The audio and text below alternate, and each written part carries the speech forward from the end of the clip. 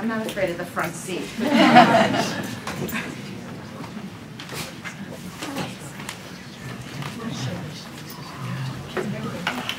Okay, I will call the meeting to order at 7:03. We could rise for the Pledge of Allegiance, please. I pledge allegiance to the flag of the United States of America and to the republic for which it stands, one nation, under God, indivisible, with liberty and justice for all. Good evening and welcome to our February 13th, 2017 business meeting of the Milford Board of Education. For the record, Mrs. Federico is ill and cannot be in attendance tonight. She's keeping her germs at home. And Mr. Nielsen is also ill, so we'll be removing the item number 3 under the superintendent's report, the crisis management security update, and we'll take that up at a later date when he's feeling better. So with that said, we'll move on to student staff recognition. Dr. Fieser. Thank you, Mrs. Sawyer.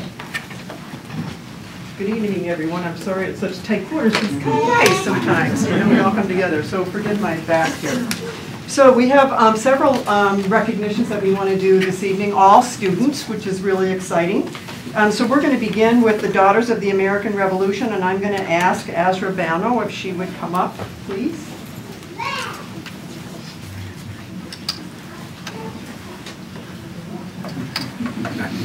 So Azra is a 5th grader at Meadowside School, and I know that Mrs. Gross is here to honor her as well.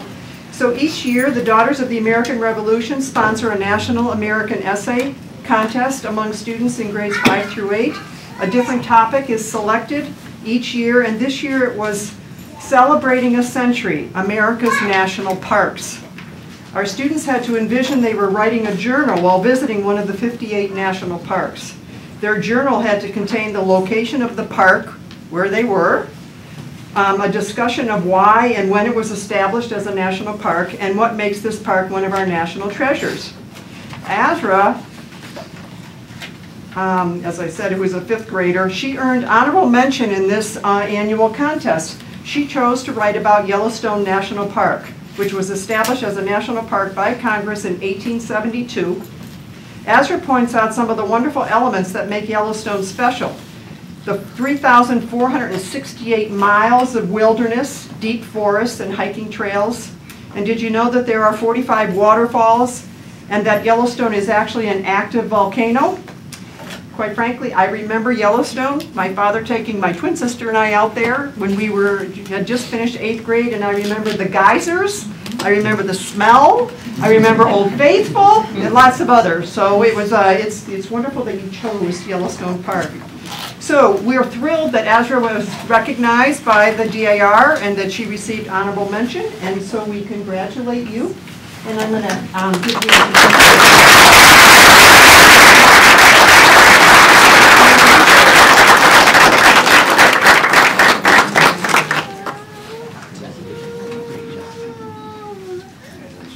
Congratulations. Terrific job. Have you been to Yellowstone? No.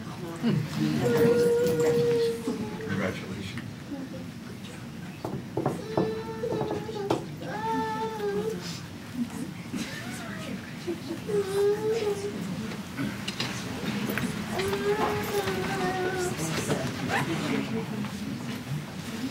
We also have a 12th grade winner from Foreign High School, John Lichty, and unfortunately he's on the basketball court tonight, or maybe that's a good thing, but that's where he is and he isn't able to be here this evening. But we want to talk about you know, his why he was selected as well, and I know that Mr. Berkowitz is here this evening to recognize him as well.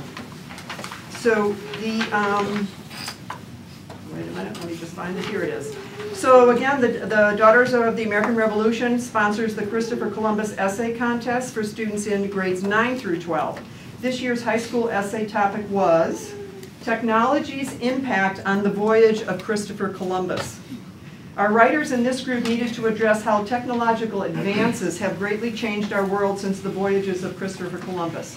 If Christopher Columbus had just some of the technology we have today, How might this have changed his planning and carrying out of his voyage? What technological advances would have been the most beneficial to Christopher Columbus? These are the kinds of questions that students need to think about. Again, it's unfortunate that John is not here. He is a 12th grade student, and he achieved first place honors with his essay. His essay focused on airplanes, satellite maps, cameras, and the internet, and how they would have benefited Columbus's voyage if it were conducted today. GPS would have been a fantastic tool at that time. All of the submitted essays were judged for historical accuracy, adherence to topic, organization of materials, interest, originality, spelling, grammar, punctuation, and neatness. So we're thrilled that John obviously rose to the occasion and achieved quite a bit in terms of the quality of his essay, and we want to congratulate him. So. Just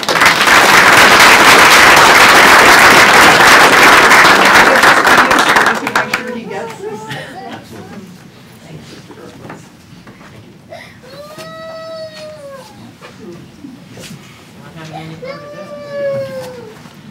And now I'd like to call up Jillian Bedlack. Oh, Jillian, you're right here. I'm sorry. I'm sorry about that. So Jillian's a 12th grader at Jonathan Law, and actually she's the rep for the board. Hello, sorry about that. So she is this year's recipient of the Daughters of the American Revolution's Good Citizen Award. The Good Citizen Award recognizes students for the 4 outstanding qualities of a good citizen: dependability, service, leadership, and patriotism. Not only was Jill selected as the winner for Jonathan Law, but the chapter chose her as their Good Citizen recipient. Jill was required to write an essay on a secret topic, but the topic was unknown to her until an envelope containing the subject was given to her in the presence of a faculty member. There was a 2-hour time limit, and the essay could be no more than 550 words. That's really hard. It's a lot harder to write a shorter essay than it is to write a longer one. The faculty member had to supervise the writing of the essay because no outside sources, other than a dictionary, were permitted to be used. After the 2-hour time limit was reached, the essay could not be edited. That was it. You just hand in what you produced. The title of Jill's essay was Our American Heritage and Our Responsibility for Preserving It. Jill began her essay with the question, how do the combined actions of many good citizens keep our nation moving forward? In her essay, she addressed and speaks to collaboration, cooperation, progression, and democracy of the people. She closed the essay with her statement, and this is a quote, "Our tradition is to move forward, ensuring the freedom of all people. This can continue through everyday good citizens who are willing to stand up for what they believe in." So, as the Free Love Baldwin Stowe chapter's overall winner, Jill's application has been sent on to the state level for another round of competition. So we want to congratulate her, and we wish you well in terms of being at the state level. It's fabulous.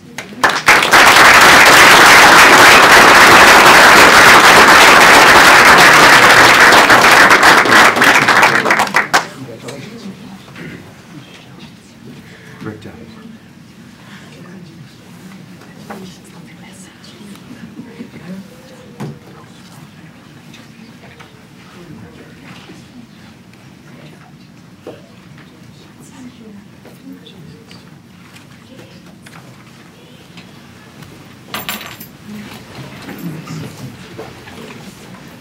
Our next set of winners are the winners of the Fire Prevention Poster Contest. This is always kind of an exciting thing to honor.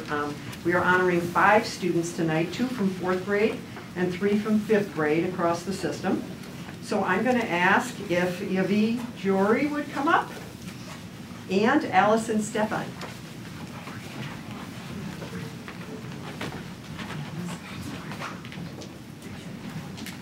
So these 2 are 4th graders. Yavi won 2nd place in the poster contest. She's from Meadowside School, and again for 4th grade. And this, I believe, is, yes it is, this is your poster that's up here.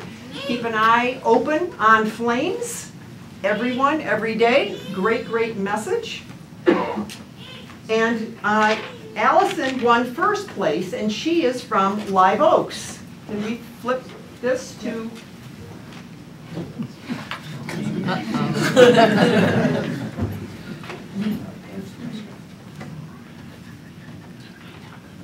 So this is Allison's. You can see fire prevention. Fire is very hot.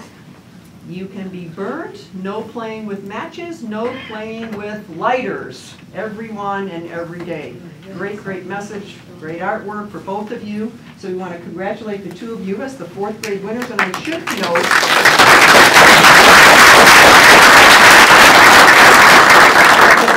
here from Meadowside and from Live Oaks, we have teachers, Daryl and Jakowski, who is the art teacher. I'm not sure, I'm looking up to see if they, oh, Daryl, how are you? And also Celine Sandor and Sarah Sawiski are also in the audience tonight, two of the teachers from Live Oaks as well. So thank you so much for coming out.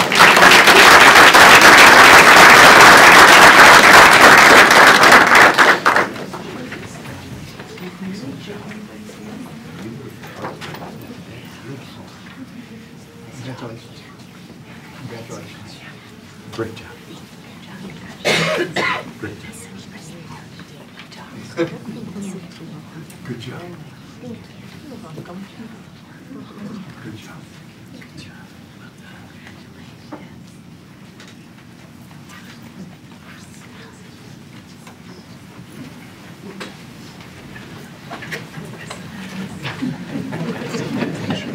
And now I want to introduce you to our 5th grade winners. We have 3 5th grade winners.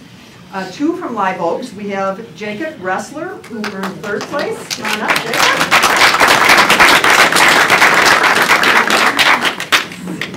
We have Ellen Pan, also from Live Oaks, who earned 2nd place.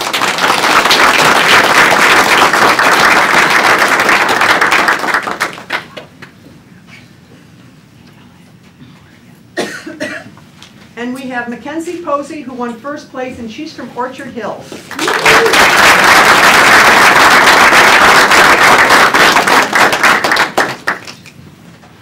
And I know we have, Dr. Dudley is here to recognize you from Orchard Hills. And of course, I already introduced the folks that are here from Live Oaks. They're your number of teachers that are here, which is great. So there again, this is for the fire prevention contest that goes on annually, and what you have right here in front of you is Jacob Ressler's depiction, fire prevention, always ready, always safe, everyone, every day. Very, very clear, strong message. So thank you so much, Jacob. And the next one is Ellen's. Again, fire prevention, everyone, every day. So, call 911 for a fire emergency. We'll put out the fire. And you see the fire engine, and I'm not sure the name of the dog there, but that's great. And no 2 ways out. In other words, in your homes, what are 2 ways to exit from your house? So that's great, Ellen.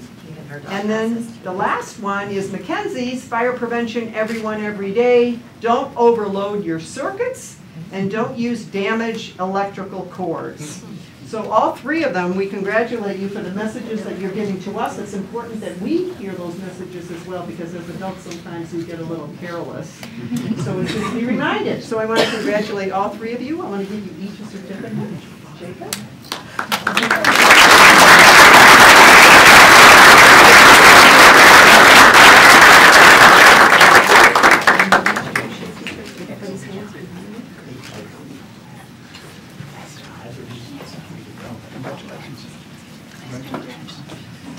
Good job.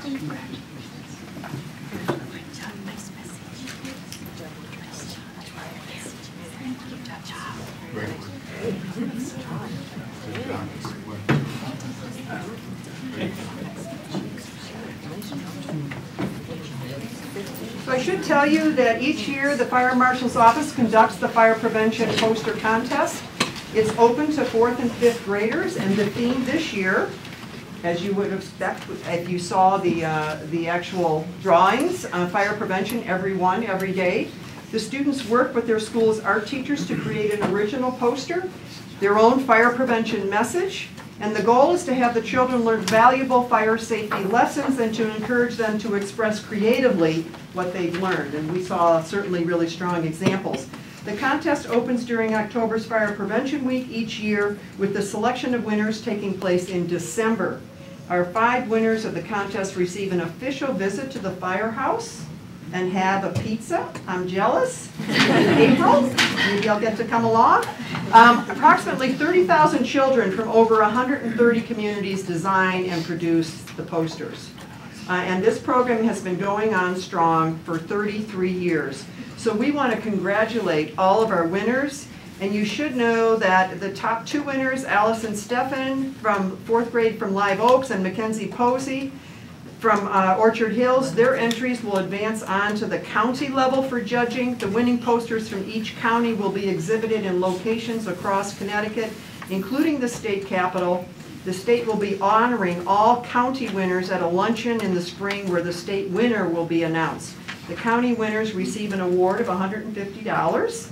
The state winner receives an award of $750, and the school of the state winner receives a matching grant of $500. So we'll keep our fingers crossed. So good luck again to both Allison and Mackenzie, and to all of our winners this evening. Congratulations, and thank you for your creativity and the strong messages that you gave to us. Thank you.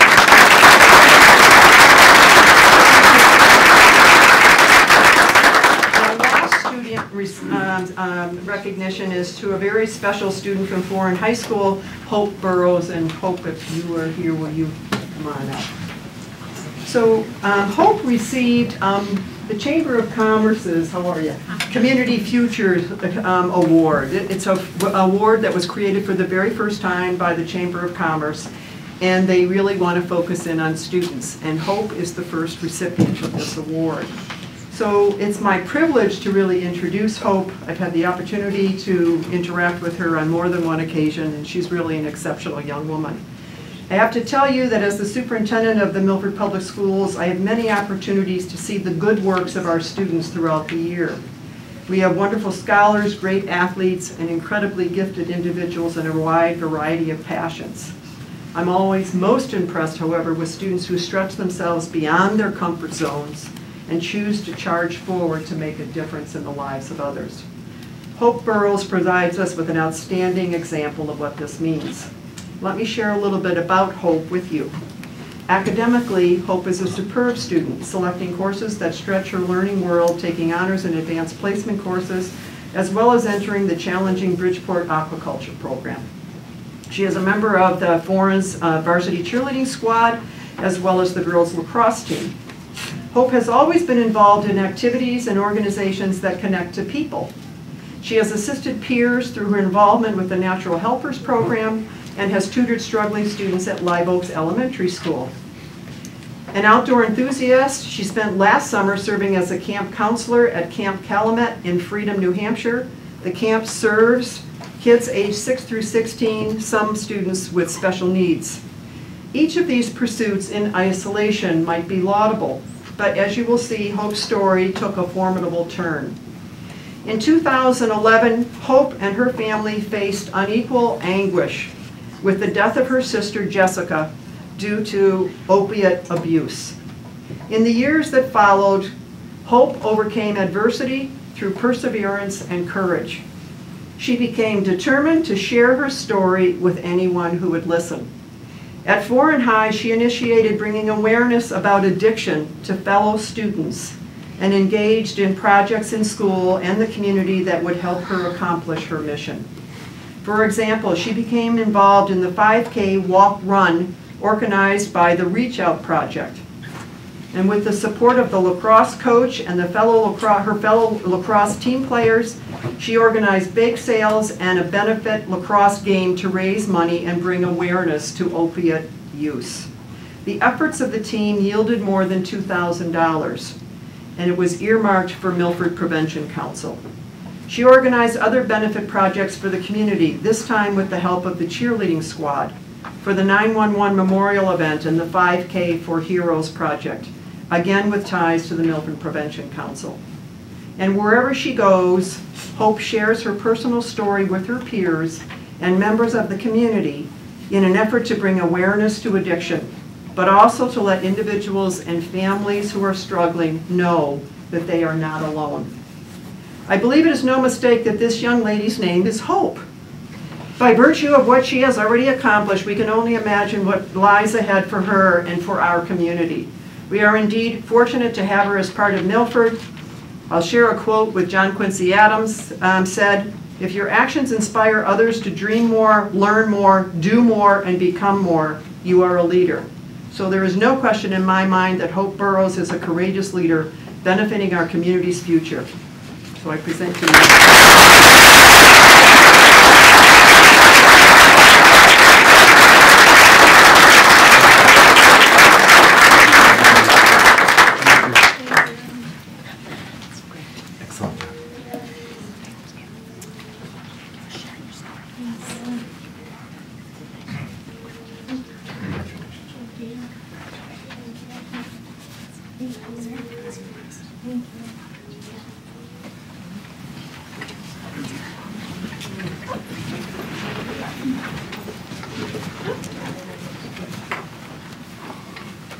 We have one more student-focused portion of our beginning of our agenda before public comment. We have student reports.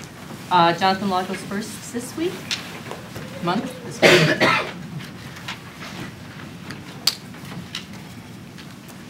Good evening.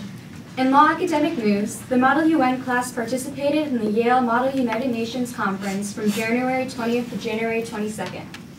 52 students attended the Washington, D.C. trip from January 18th to the 22nd. Students got to visit many museums and monuments around the city. Students also visited Mount Vernon, Arlington Cemetery, and the city of Alexandria. On January 20th, students attended the historic presidential inauguration.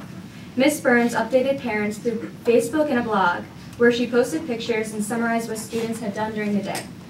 This was a great experience for law students. Seniors have received information and applications for senior internships. Applications are due by March 22nd. These internships provide students with hands-on experience in future careers and jobs. The Law Academic Support Center has seen 1,177 visits since the beginning of the year, a 40% increase from last year's data. Many students are dropping in for help in interdisciplinary studies beyond English and math. There has also been an increase in the number of students stopping in for English help. Jonathan Law will be holding an in-school festival rehearsal day for the Music in Our Schools Month concert on March 9th. All 3 8th grade middle school choruses and Foreign's high school chorus will be at Law to rehearse for the concert. The high school choir students will be working with the middle school students on their pieces. The concert itself will be held at Law on March 14th. Teachers also hosted an elective fair during school to showcase the different course offerings at Law on February 1st. In athletics news, congratulations to our gymnastics team who placed 3rd in the SCC Championships this past weekend. Also this past weekend, our wrestling team finished 8th at the SCC Championship, with many of our individual wrestlers making the semifinals of their weight classes. Our boys and girls indoor track teams are competing in the state Class M Championships tonight in New Haven, with many of our student athletes projected to do very well.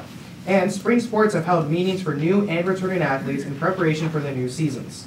In guidance news, a college trip to UMass Amherst will be March 20th for all 9th and 10th graders.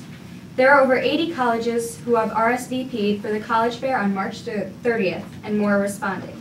The sophomore symposium will take place on March 22nd.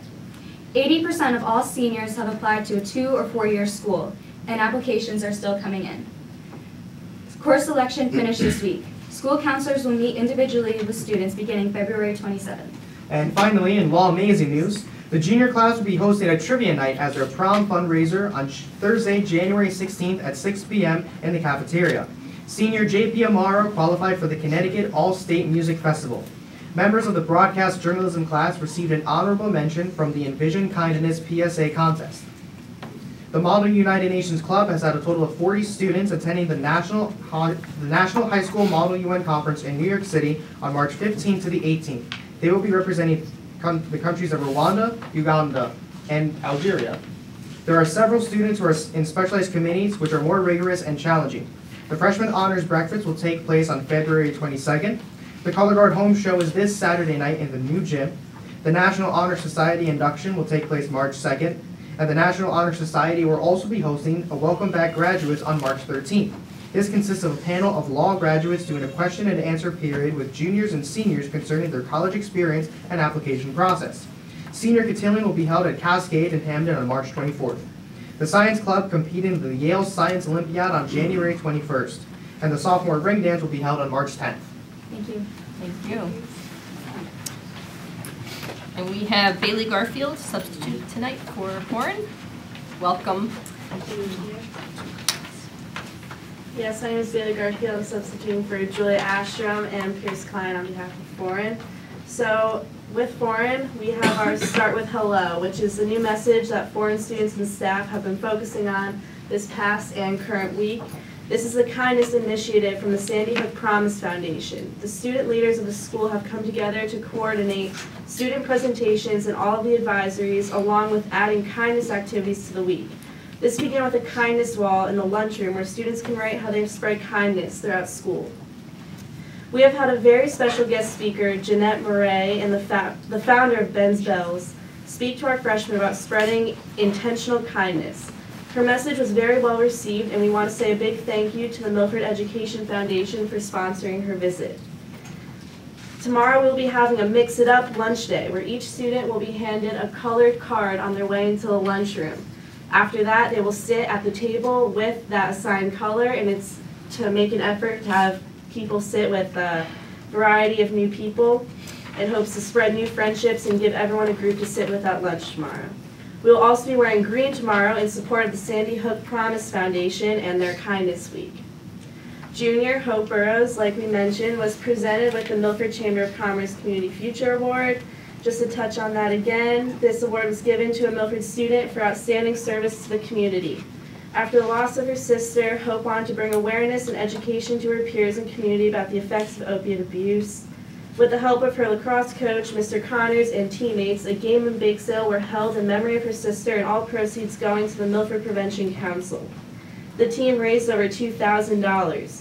Hope also volunteered at the 9/11 Memorial and 5K for Heroes, again, for the Milford Prevention Council. So congratulations to Hope, and this is someone I'm personally very lucky to go to school with. During the week of February 3rd, the Foreign Guidance Department held an elective fair for grades 9, 10, and 11. This gave students the opportunity to learn about the elective choices that they have when choosing their classes this coming and next week. Represented at the fair were the Business Department, Family Consumer Science, Technology, Art, Music, Physical Education, Journalism, and Yearbook. The Foreign Music Department also has had 3 students accepted into the 2017 CMEA All-State Honors Music Festival. 2 in the concert band and 1 in the chorus. Caitlin Johnson was a senior representing choir. John Carpenter was a senior representing band.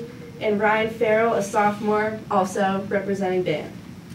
36 students attending the Yale Model United Nations Conference at Yale from Thursday, January 19th through Sunday, January 22nd, where 4 students were recognized for their work in committee session by the Yale committee chairs and staff.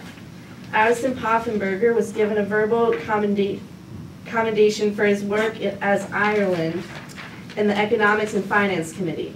Matteo Menta was awarded an honorable mention for his work as Malta in the Special Political Committee. Olivia Steibeagle was awarded an honorable mention for her work at South Africa in the African Union Committee, and Julia Astrom, who unfortunately can't be here, was awarded an Outstanding Delegate Award for work at South Africa in the UNICEF Committee. This was the first time that Foreign ever had a Most Outstanding Delegate in a committee from the Yale Model United Nations Conference. Foreign congratulates all of the students on their hard work and accomplishments. Now for guidance. 80% of our students have applied to at least one college. Seniors that have applied with early notification dates are hearing back from schools. Just some noteworthy acceptances include University of North Carolina at Chapel Hill, Penn State, the Culinary Institute of America, Ohio State University, and Elon University. Students in grades 8 through 11, like I said, are completing their course requests for the 2017-18 school year. There are also a number of summer programs listed on the school counseling website, such as the internships that were mentioned before. Many of our students participate in various academic and research-based programs. It is a great chance for high school students to get that taste of the college life. The college fair is on March 30th at Jonathan Law High School. And there are also 43 scholarships on our scholarship website, and that continues to grow and more are added as they become available and they're posted on the website. Athletics. The winter season is winding down and there's only 29 more days until the start of baseball season. The boys indoor track team is competing in the Class M state championships in New Haven today. The boys and girls basketball teams are playing at Jonathan Law today at 5:15 and 7:15, which is where John Lichtai and Julia Astrom currently are. The girls basketball team state tournament hopes are still alive, and a win tonight would definitely help. The gymnastics team finished in 4th place at the SEC League Championship meet this past weekend, and now will prepare for the CIAC Championships. The wrestling team finished in 3rd place at the SEC Wrestling Championships this past weekend in New Haven. Michael Ross, Ryan Luth, and Kasim Khan all were league champions in their respective weight class. The wrestling team will now try to defend their Class M championship this coming weekend in Guilford. The boys swim team won 2 meets this past week and look forward to their meet with Law this Wednesday and the SEC and CIAC state championships. Also, big congratulations to our boys swim team and wrestling teams for their effort and hard work in supporting and raising money for cancer research, and also raising money to help the hungry in our town. Senior football player Pierce Klein, who also unfortunately cannot be here, was selected by the New Haven Football Foundation as a scholar athlete. He will be honored in late March in North Haven. And just to conclude this, senior wrestler Gino Esposito and senior gymnast Olivia Steibeagle was also named SEC Scholar Athletes for the winter season. And that's it, so thank you. Thank you very much for filling in. No. Okay, so normally any students and parents that have completed their presentations or gotten their awards, if you're interested in going home at this point, we'll just take a quick break so you can do that. We still have a couple of student presentations, I know, as part of our agenda.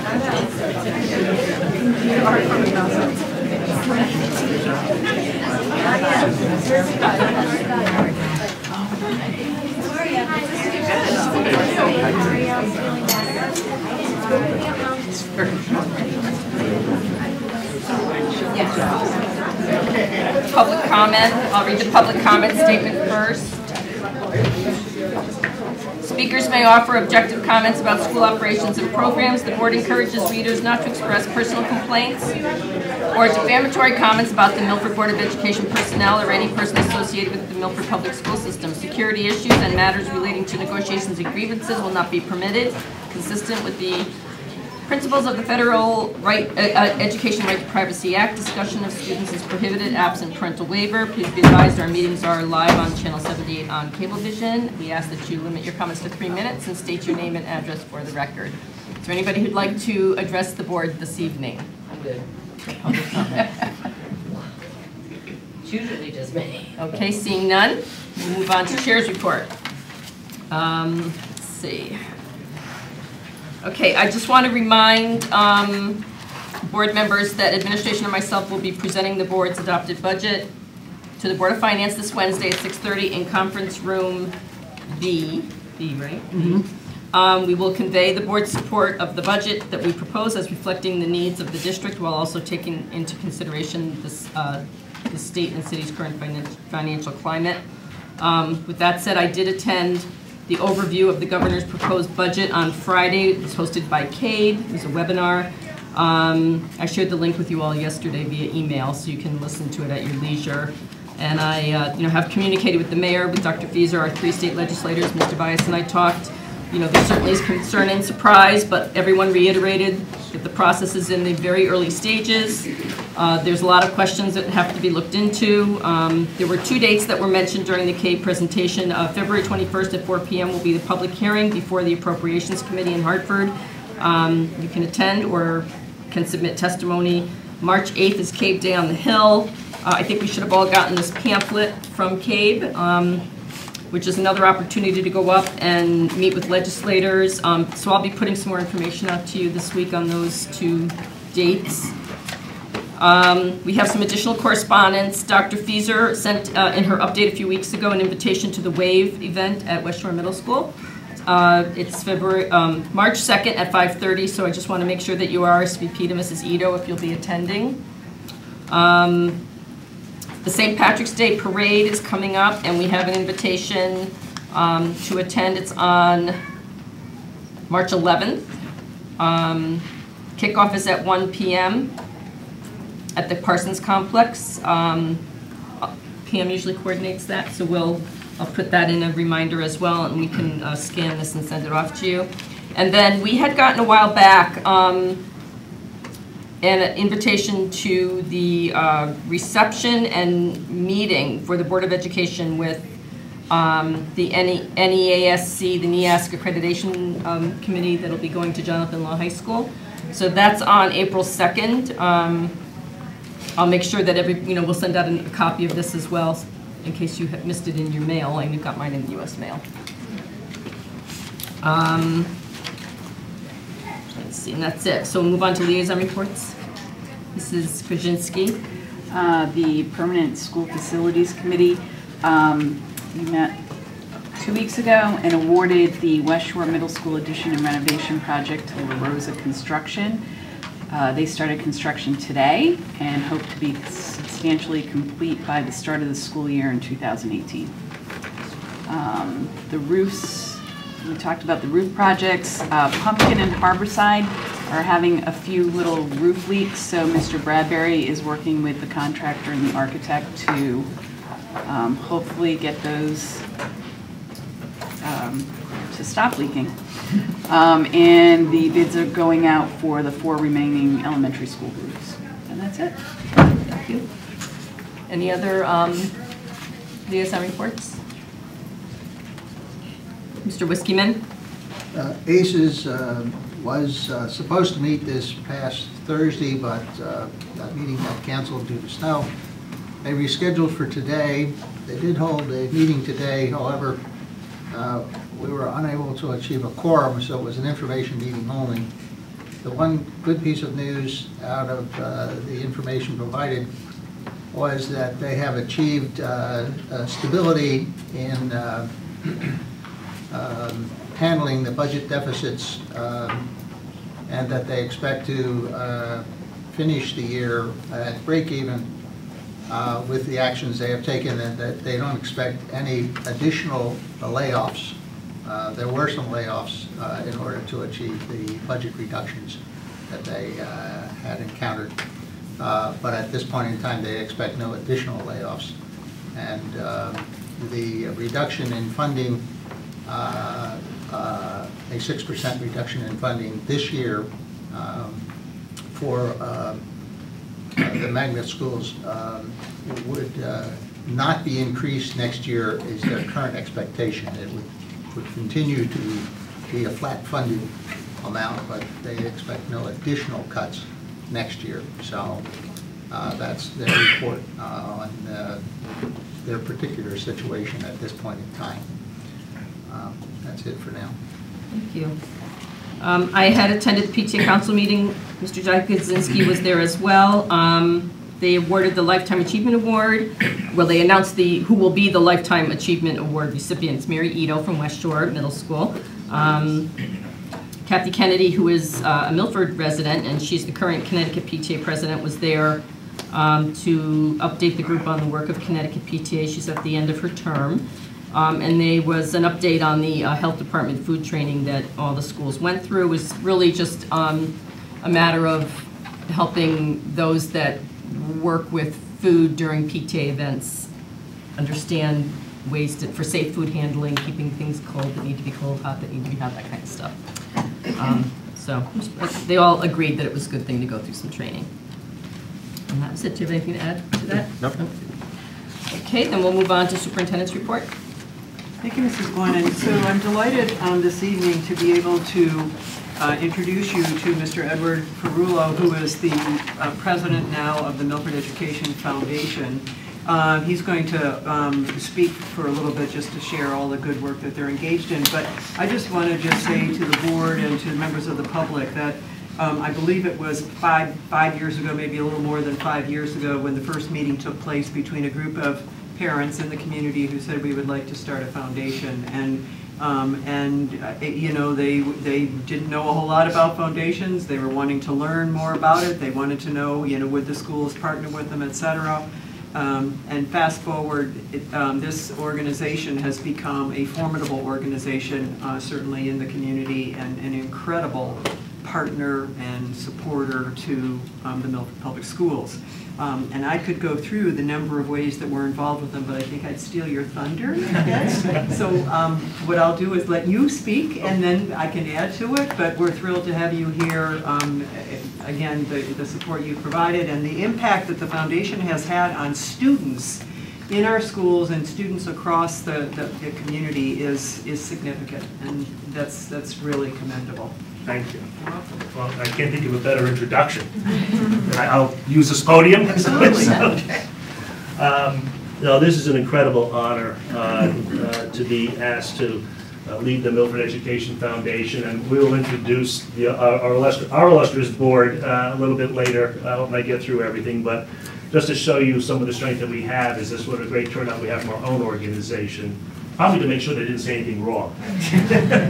But anyway, just to kind of back up a little bit, this will only take a few minutes. I wanted to spend a few minutes to open up to thank you for what you do, because I know firsthand that to be involved, especially as a volunteer on the Board of Education, is a huge task and a huge commitment. My wife was on the Board of Ed here in Milford for about 10 years, and it's been about 10 years since she's been on. And so I know those late nights. I know that sometimes maybe the meeting ends at about 10 o'clock, but there's a parking lot meeting that goes on for maybe 2 hours. You know, so it's a mess. And then my involvement, see, during that time, I was kind of one of these typical guys that, you know, I'd be commuting to Hartford or to New York or to Philadelphia, and I think, well, by the time I got home, I've already done my duty, right? But over the past several years, I've been in my own business. And just as fate would have it, just a couple of years ago, I got a call from one of our board members to say, gee, could you help us out with our strategy, to help us in terms of focus? I said, I'm up for anything, sure, I'll do that. And when I got together with them, I was just amazed by, once again, as Dr. Fieser said, a group of parents that are extremely busy throughout the rest of the day, and the amount of dedication they had, and the work that they were doing, and the accomplishments that they made. And while they were asking me for help, it was incredibly humbling, because I realized then and there how much I haven't done. And then got involved, and one thing led to another, and here I am.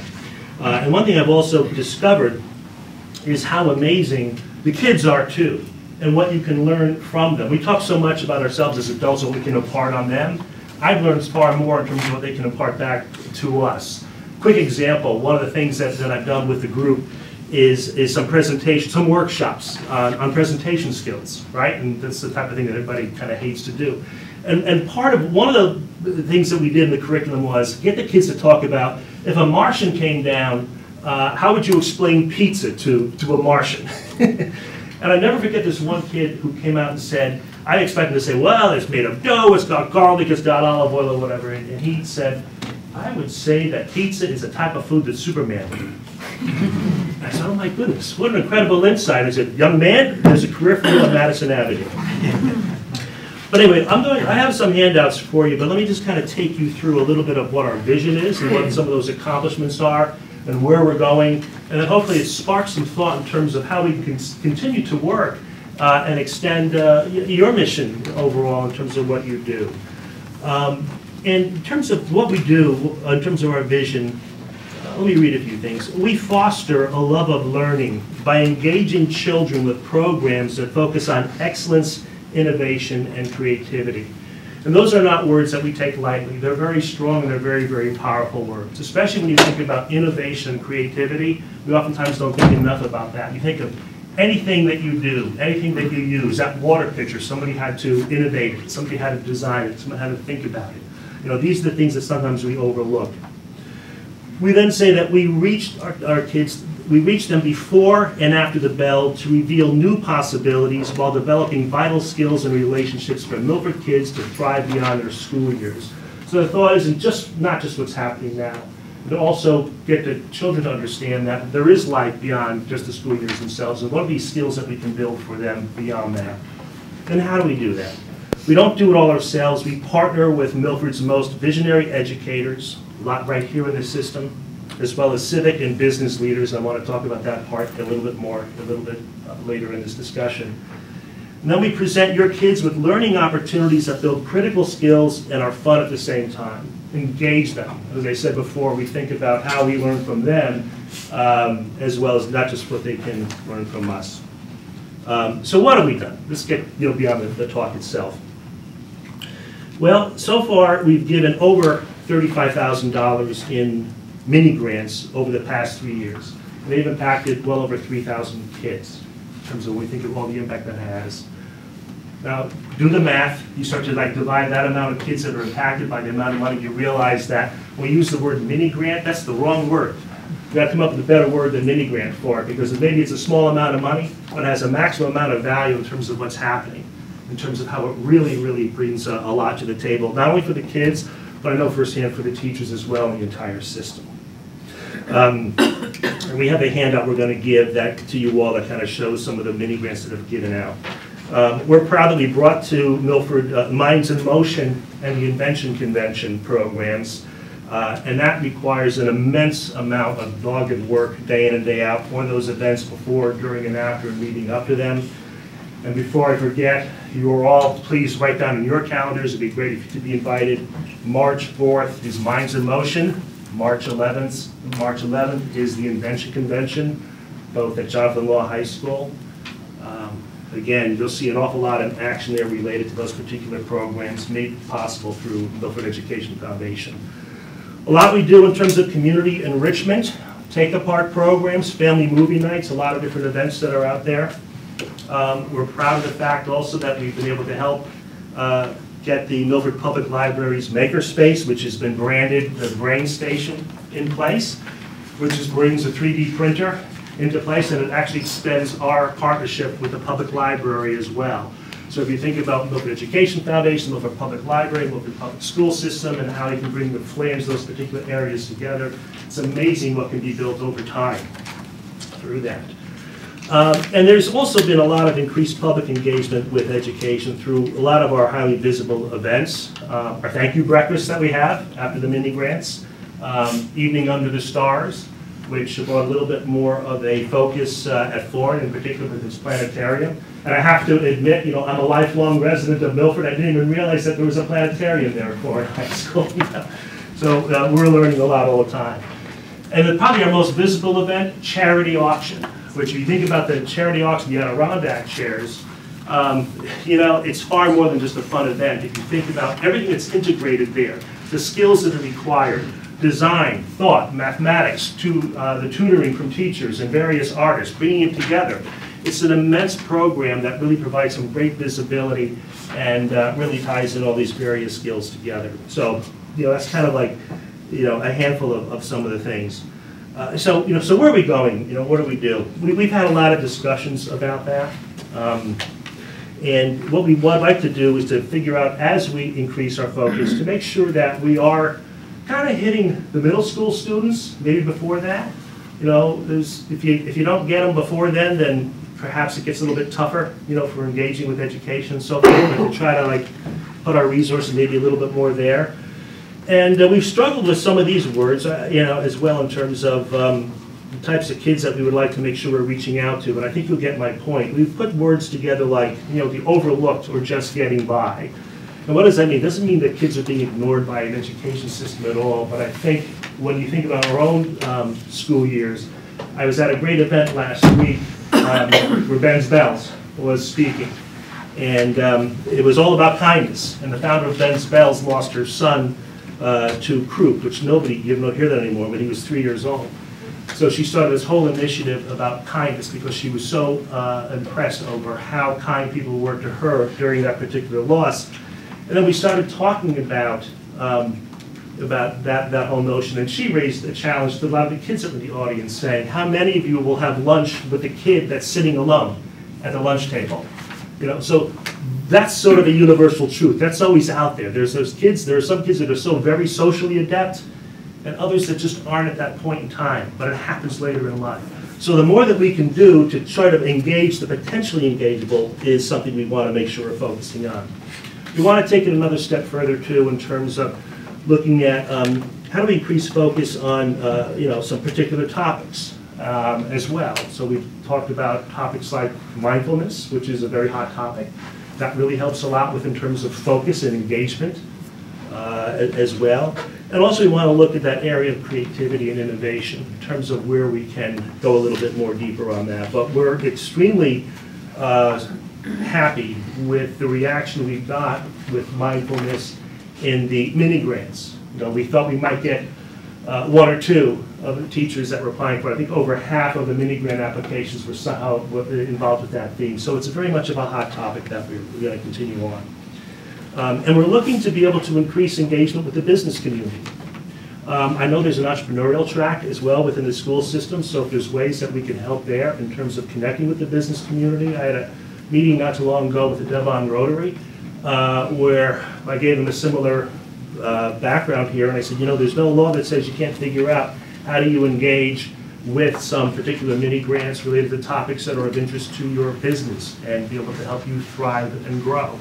Because oftentimes it's that particular break that you get that will really help a kid even further. So, more to come on that. And in terms of where we're headed, we've got some more engagement. As I said before, I said we're all adults, so we have to be able to make sure we're really recognizing what's important to the students. So you all have been very gracious. There's 2 students that are now attending our board meetings, and we're going to put them to work, and we're going to be able to get some great input from them as we move forward. Because as I said in one of our recent meetings, I said the youngest Milford Education Foundation member now is an old person. It really is. And we have a logo contest that's underway right now as well. We're engaging members of the school system to help us with our identity overall. So, in terms of progress, like I said, at the core of it is a great vision that I think, some really great focus, and I think some great accomplishments, and I think some very interesting focus to figure out how do we develop and focus ourselves even further to become stronger and become even more valued to you all. So what I'm going to do is, first of all, I would like to ask our board to stand up, who are here, which is almost everybody. And I'm going to read what our little mantra is. So we have Kishore, we have Augie, we have Dan, we have James, we have Jennifer, we have Christy, we have Kathy. And we wrote a little closing here for us that kind of explains who we are. And I'll read through these bullet points. We are a nonprofit 501(c) organization. We are comprised of an all-volunteer board and member-based. We are parents of school-age children. We are parents of grown children. We are parents with people with no children. We are single people. We are married people. We work for others. We work for ourselves. We have lived here all of our lives. We have recently moved here. We agree and we disagree. We are all different but share one common philosophy that the success of our community is the direct result of the success of our children. And the success of our children is a direct result of their desire to continuously learn and grow new skills. That's what we're all about. That's what we're going to continue. Questions? Thank you. Any questions for Mr. Ferullo?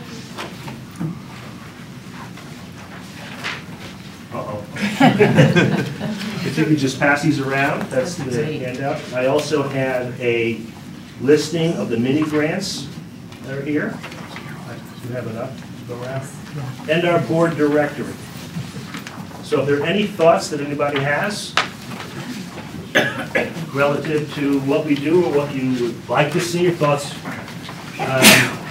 we certainly can use them. We have our liaison, Dr. Gregory. That's right. We can funnel through. Absolutely. Right? And I just thank you for all that you've been doing for us, really. Much appreciated. Well, thank you so much. And just so the public knows, it's just under $11,000 in the most recent set of mini grants that were awarded. And there were 13 of our teachers who received that money. And so their projects are underway, which is really exciting. Thank you. I'm very excited.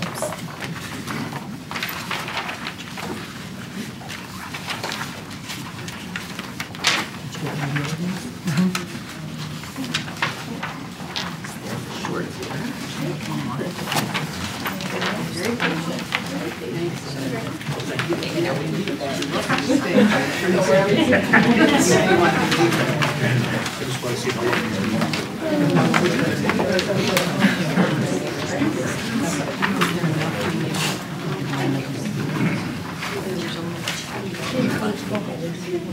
So, should I proceed? Mrs. Yes, thank you. So our next agenda item is actually a presentation from West Shore Middle School.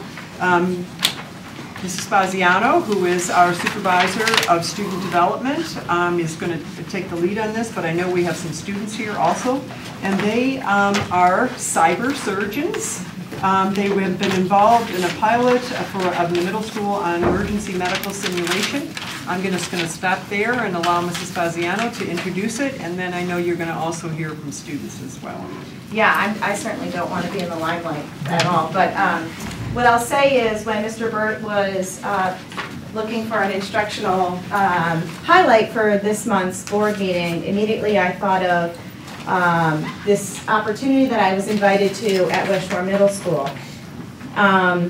So before I even begin, let me just thank the board for allowing us to come and share out with you tonight. And I would like to just take a second and introduce the teachers that we've brought along with us this evening. We have media specialist Lisa Vecino, and two of our health teachers, Kathleen Diana Riley and Amanda Torres. And they're here with their 7th grade students, and I'll let them introduce their students when they get going with their presentation. But when Mr. Burt was asking for examples of instructional highlights, I immediately thought of this learning opportunity. And the reason why I thought of it was there were two. The first is that it really truly is an exemplar of authentic learning for our kids. And so let me kind of set the stage for you, because I want you, and I'm going to encourage the board to think about what is an authentic learning experience, and while they're sharing, think about these things. So an authentic learning experience engages kids in real-world problems, where students become emotional stakeholders in that problem. It's connected to something beyond the walls of the classroom. It mimics the work of what professionals would be doing out in their field. And students present their findings tied to an audience beyond the classroom. In addition, it uses open-ended inquiry and thinking skills and encourages students to be metacognitive, meaning they're exercising higher level thinking skills during the activity. In addition, students are engaging in discourse and social learning in a community of learners. So that means we're seeing groups of learners working together to unravel a problem, and refer to the community setting in which the project is based. And finally, the learning is directed by students. So when you walk into a classroom or you're seeing a lesson, it's the students who are owning the learning, not the teacher. And so I'm sure you'll see how this plays out in their learning experience in just a second. So that was the first reason why I thought this was really a great opportunity for an instructional highlight. The second reason is that what you'll hear from the teachers and their collaboration tonight was really a result of the professional growth opportunity out of our teacher evaluation plan for Milford Public Schools. And so that is a layer of our teacher evaluation plan where we provide opportunities for teachers to engage in the same authentic learning opportunities that we want our students to engage in. And it was really as a direct result of that learning opportunity for teachers that this awesome learning opportunity happened for kids. And so I just really, for me, the pieces all connected. I really commend the 3 teachers who worked together, collaborated, did the research, connected with, eMission and cyberspace? Cyber surgeons. Cyber surgeons. And the amount of prep work and kind of background work that went into it to provide providing authentic learning opportunities for kids is not easy to do. It really is a lot of work on the teacher's end behind the scenes, but what it provides in the end is where kids are owning the learning during the lesson, and the teachers are sort of facilitators on the side, and I think you'll see that tonight. So without further ado, I'm going to hand it over to the team. I'm going to give you a handout that has our objectives on it, the student objectives, and some pictures and some comments from the students. Well, thank you for letting us come tonight. We were very excited about this project, and then we were even more proud and excited after the experience ended, because what you'll hear and you'll see in a little video is how engaged the students were the whole time. It was a new adventure for us. Mrs. Torres was surfing the net looking for new and creative ideas, and she found this program that's out of Wheeler University, and it's actually an offshoot of the Challenger Discovery Museums that are around the country, and there's one in Bridgeport. And they host one at the university, and they do programs at the university. Of course, we weren't going to travel to West Virginia, but they do these e-missions. And there's lots of different topics and themes, and she found one that fit with what her 7th graders are learning in health, and also with what they learn in their 7th grade science classes. So she came to me and said, well, how could we make this work? So we started looking and reading together, and Mrs. Riley also teaches another 7th grade class, so we said, well, that would be about 30 kids we could put together to make this happen. So we started training, and we contacted the university, and they Skyped with us. So we needed first to find out, would we have the technology to have the students interact with the university in West Virginia? And then could we really do it? Because it was actually a high school program.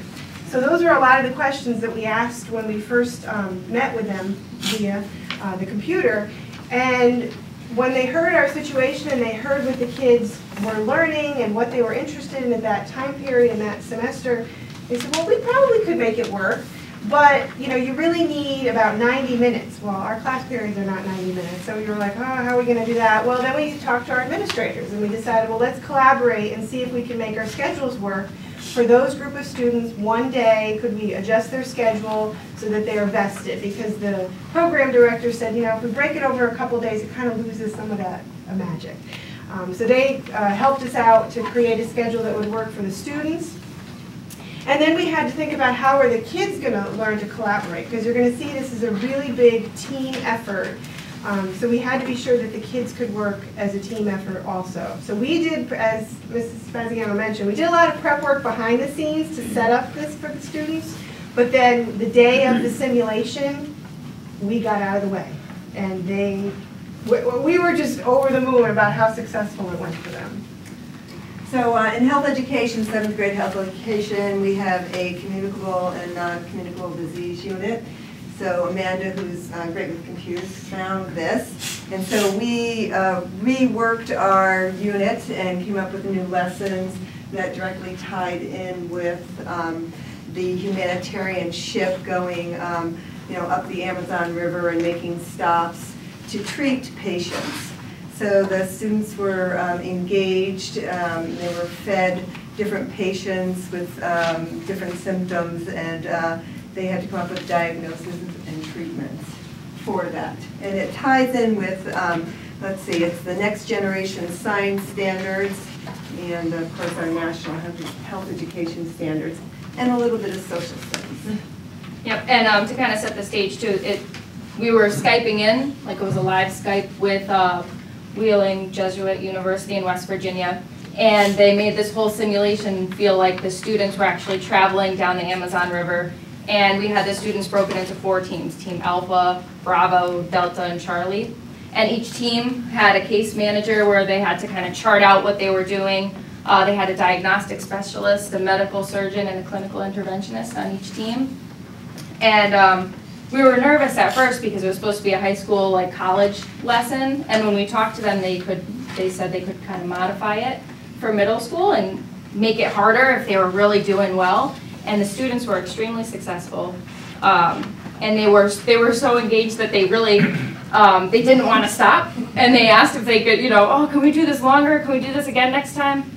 And they were just super excited about the whole thing. And actually, it made them when they came in, it was like they were coming in to their shift on the ship.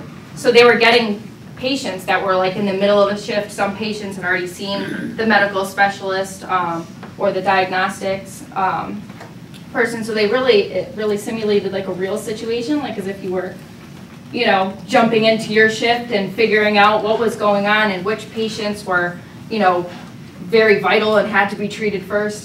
So, you know, it's really cool. And it gave them, you know, kind of real career experience that they might not have gotten. So we asked for a few students to come with us. So we just wanted them to come up. They're a little nervous. But maybe they could tell the board members what your job was, because each of them was on different teams, and each of them had a very specific job that was then the next player was dependent on the progress of one particular role and the other. So they had to really work together. So what did you do? This is Skylar. Hi. I was a case manager. We pretty much kept the whole team together, and we what was the fun part of your job? We were the people who got to talk to everybody on like the Skype. We got to talk to the person we were Skyping with. So when you were Skyping, what did your team, what did you share that your team had to do? We had to converse with her, ask her like what if we thought like what the disease was a certain person. If a certain person had a certain disease, and if it was wrong, she sent us back, and we had to go try to figure it out a different way. Great. Nor, what job did you have? I was a clinical intervention. So you were dependent on several roles before a patient got to the clinical intervention. So what do you remember what you had to do? I had to figure out what disease the person had and look at the medical surgery, like look on the computer to decide what it was. Yes, there was a computer platform that all of the students had in front of them. They all had a Chromebook, where each of their roles was allowed to get into the patient file, and then if the patient file, they had to have an immediate diagnosis based on their symptoms, and that was the diagnostic specialist. And then it went to, and Caitlin, what was your role? Medi-surg. So what did you do as the Medi-surg? After you were given a patient and they had a quick diagnosis, do you remember what was your job? Well, before you could order the treatment, you had to order some tests. So they had to put in, well, based on these symptoms, I think these are the tests that we should run. And then those results went to the Medi-surg. And then depending on what that test result was they would come up with another diagnosis, which then the case manager brought back to the chief officer. And they had a particular way they had to address the officer. So that person was with the students for the whole 90 minutes, Skyping with them. So should we show them kind of you guys in action? You'll notice some of the students are dressed in medical garb. We partnered with Milford Hospital, who very generously gave the students scrubs and stethoscopes and hats, and we had it all there, and whoever wanted to use it to kind of get into the mood, we're very welcome to use it. So we have a quick video that we put together so you can kind of see everybody in action.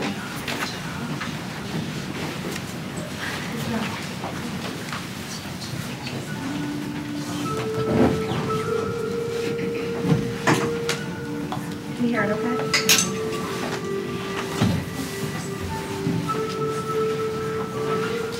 First aid. Oh, you're headed up to Amazon. So this is what's going to happen now. So you're the team that's going to help these patients that need our support.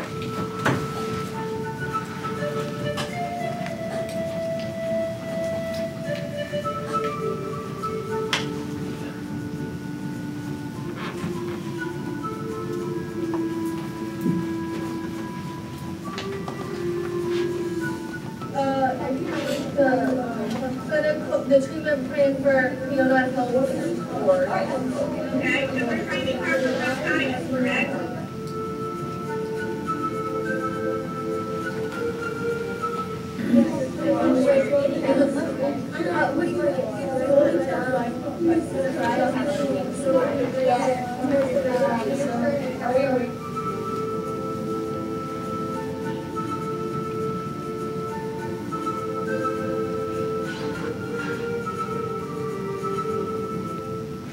Alright, I'm reporting for Kathleen Daniels again.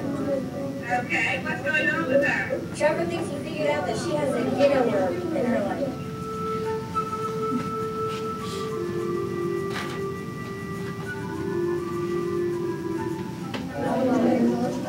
The bladders are bloated. I don't think it's any of them.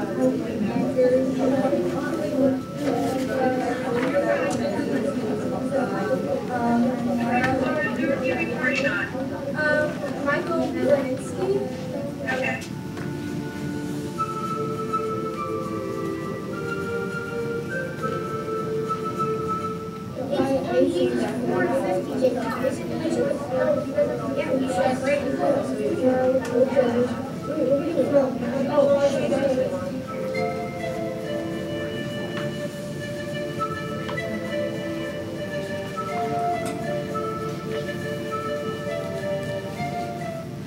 diagnosis, correct diagnosis to a kid around.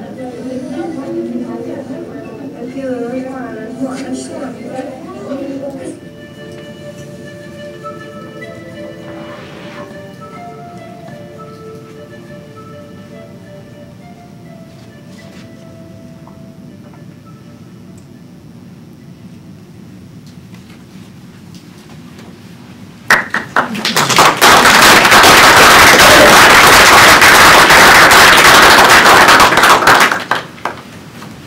Just quickly, if I may, just to welcome in on the principal of West Shore Middle School, and I'm just so proud of our kids and our parents for coming out tonight. But these type of experiences only happen when staff goes above and beyond. And I really want to just say how much I appreciate Lisa and Ms. Riley and Ms. Torres and all their hard work to give our kids these type of experiences. And when you talk about the mini grants from Milford, from your organization, Lisa and Amanda have been recipients of those as well, so, and Kathy, so just their hard work and dedication to going above and beyond for our kids, and I just really appreciate it. Thank you.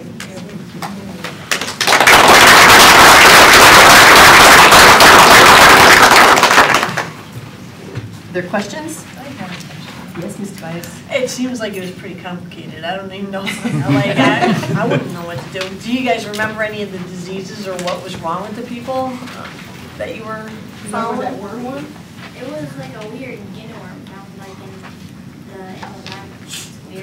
the weird. So some of the diseases were things they might have heard of, bronchitis or croup, but then rabies, but some things weren't, and that is how they adjusted based on how the students, if they were diagnosing, and they pushed through, each team pushed through like 8 or 10 cases. So the chief officer would kind of ramp things up as the kids came. And you saw one quote, like it was pass fail, and they got excited when, yeah, we got it right, and then they could move somebody out, you know. And it was funny too, they got concerned, like at the end they're like, what's going to happen with the patients that we didn't get to, you know, like we didn't get to do anything with them.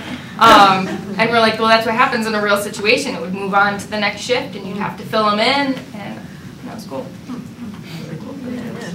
Any other questions from board members? Okay. Anything else you wanted to add?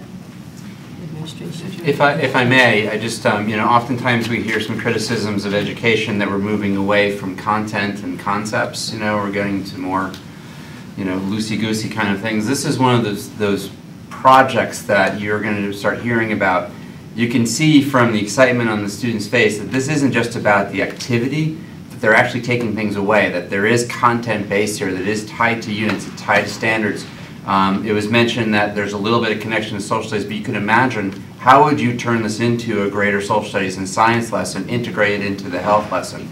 So we're looking for those opportunities, because we know that when learning is done out of context, in other words, it's just memorizing various diseases, that students typically memorize it, they regurgitate it in a test, and then they move on. But when you learn it in context, I'm sure there's going to be things 10 years from now these students are going to take away from this. They may not remember the guinea worm, or whatever it was called. I'm going to remember the guinea worm. It's frightening. That, you know, the context is, oh gosh, you have to make things in real time, that there's these potentials. Also, it's a direct correlation to real world. Here's something that's actually happened and happening in hospitals, but also around the world. So it's these kind of experiences that place things in context that make that learning much more relevant and lasting as opposed to memorization. So I just wanted to really, really congratulate the teachers in particular for taking the time to do this.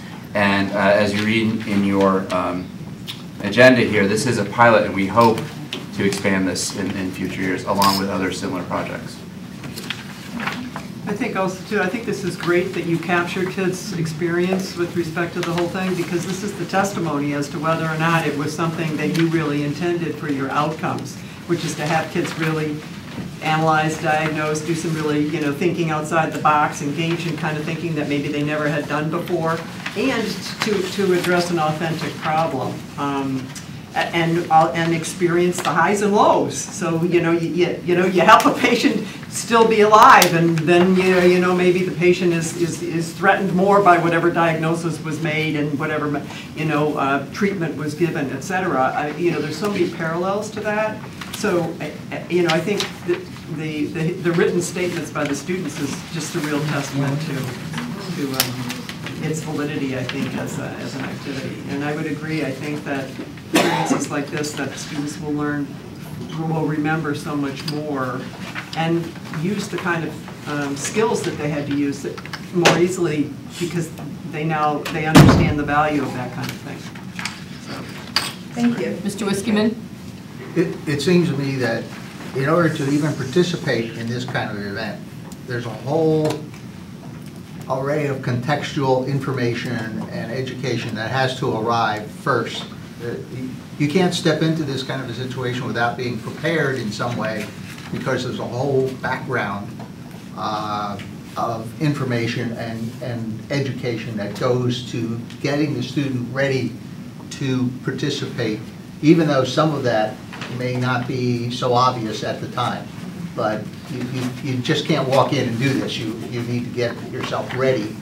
So I'm curious about some of the highlights of some of the things that you saw as readiness preparations. I mean, it could be, the context of the whole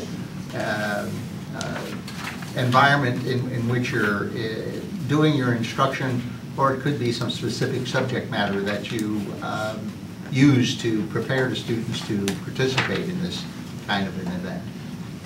So we reworked our unit and we created lessons on, the students broke up into groups and they each took a body system, and then they did research, created diagrams, and then reported out to the class on the different body systems. So they learned 11 body systems. We did, Mayo Clinic has, what's it called, on signs and symptoms? Like a symptom checker, so you can look at symptoms and see what your possible diagnoses might be. So we had a lesson how to do those kind of things. Yeah, and also with charts, patient charts, and clinical trials and too. clinical trials. That was one. It's an amazing amount of information and participation just to get ready. So, yeah. So that really highlights how important this kind of thing is. Thank you. Other questions? I assume there was a cost associated with this?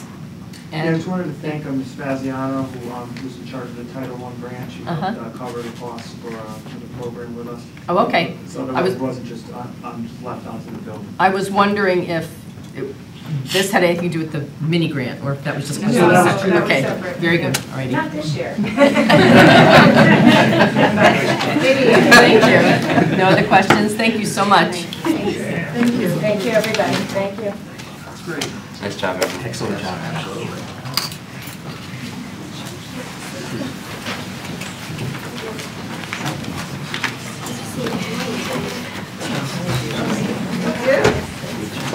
Very impressive.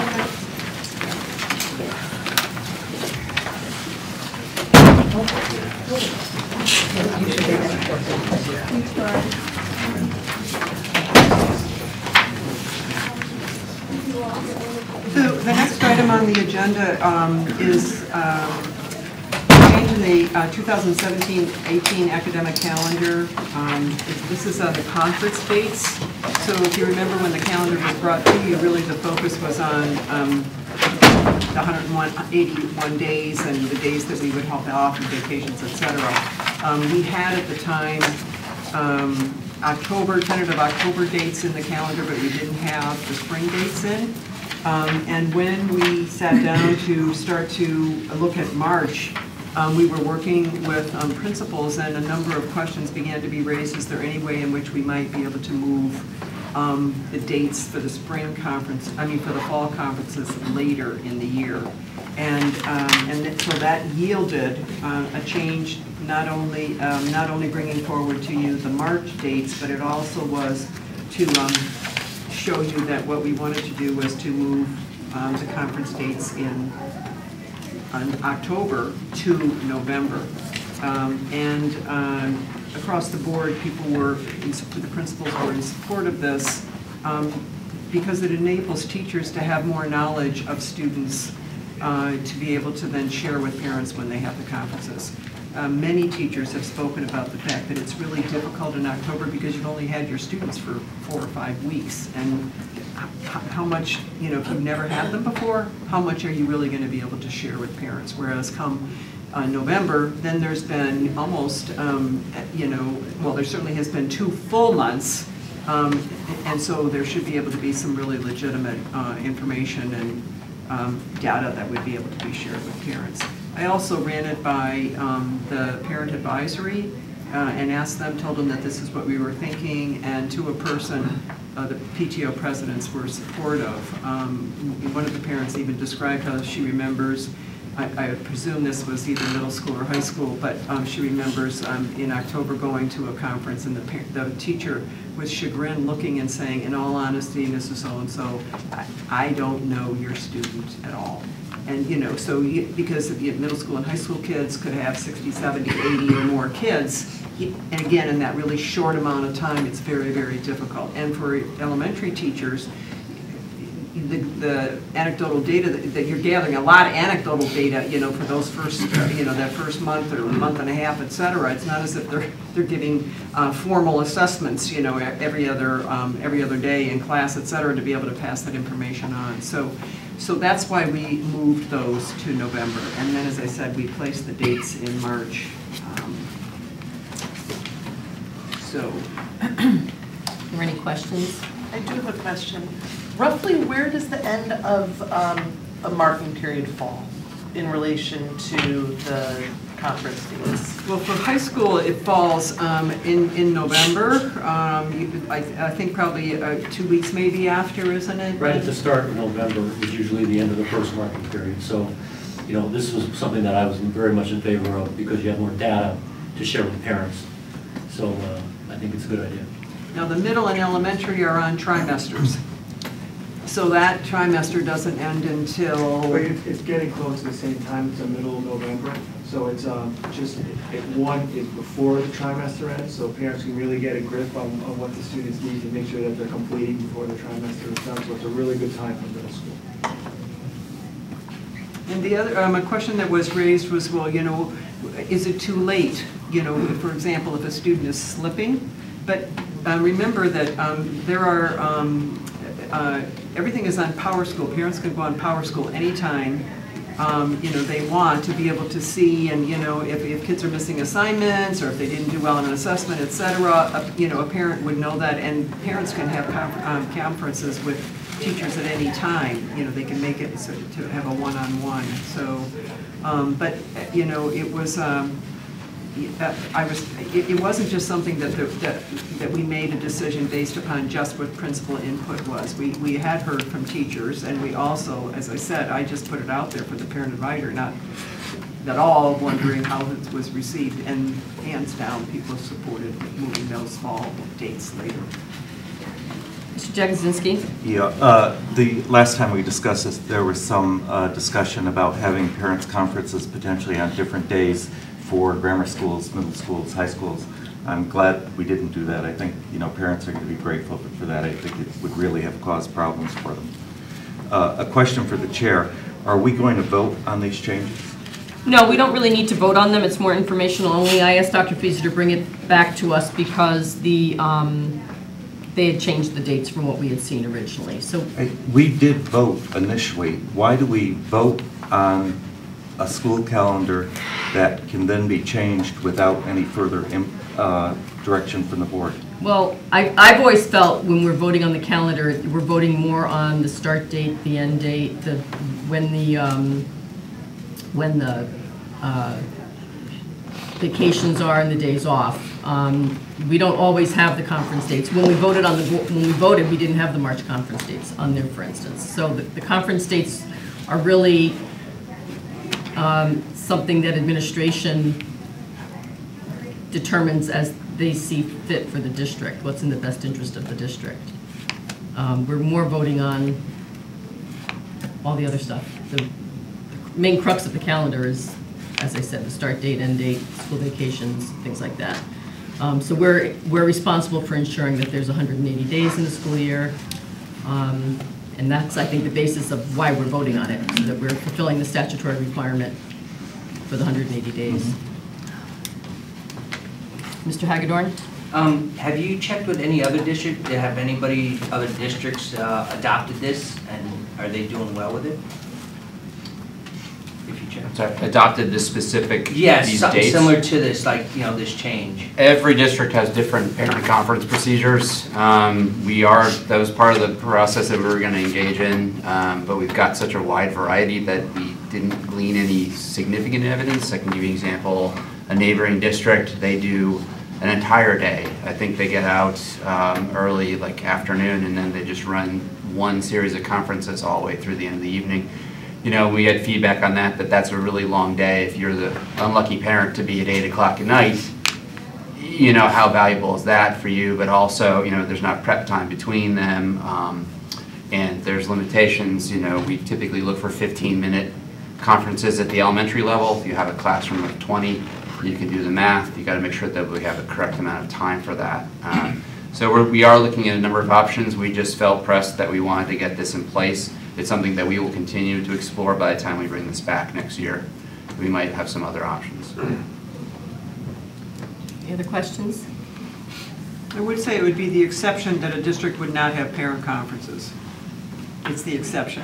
Oh, no, I just was wondering the time frame by moving it up into November was other districts, and they found that they did it very well. I think that having it at the end of a quarter is pretty common in many districts. It's not, I'm not saying that it's in every district, but that's pretty common.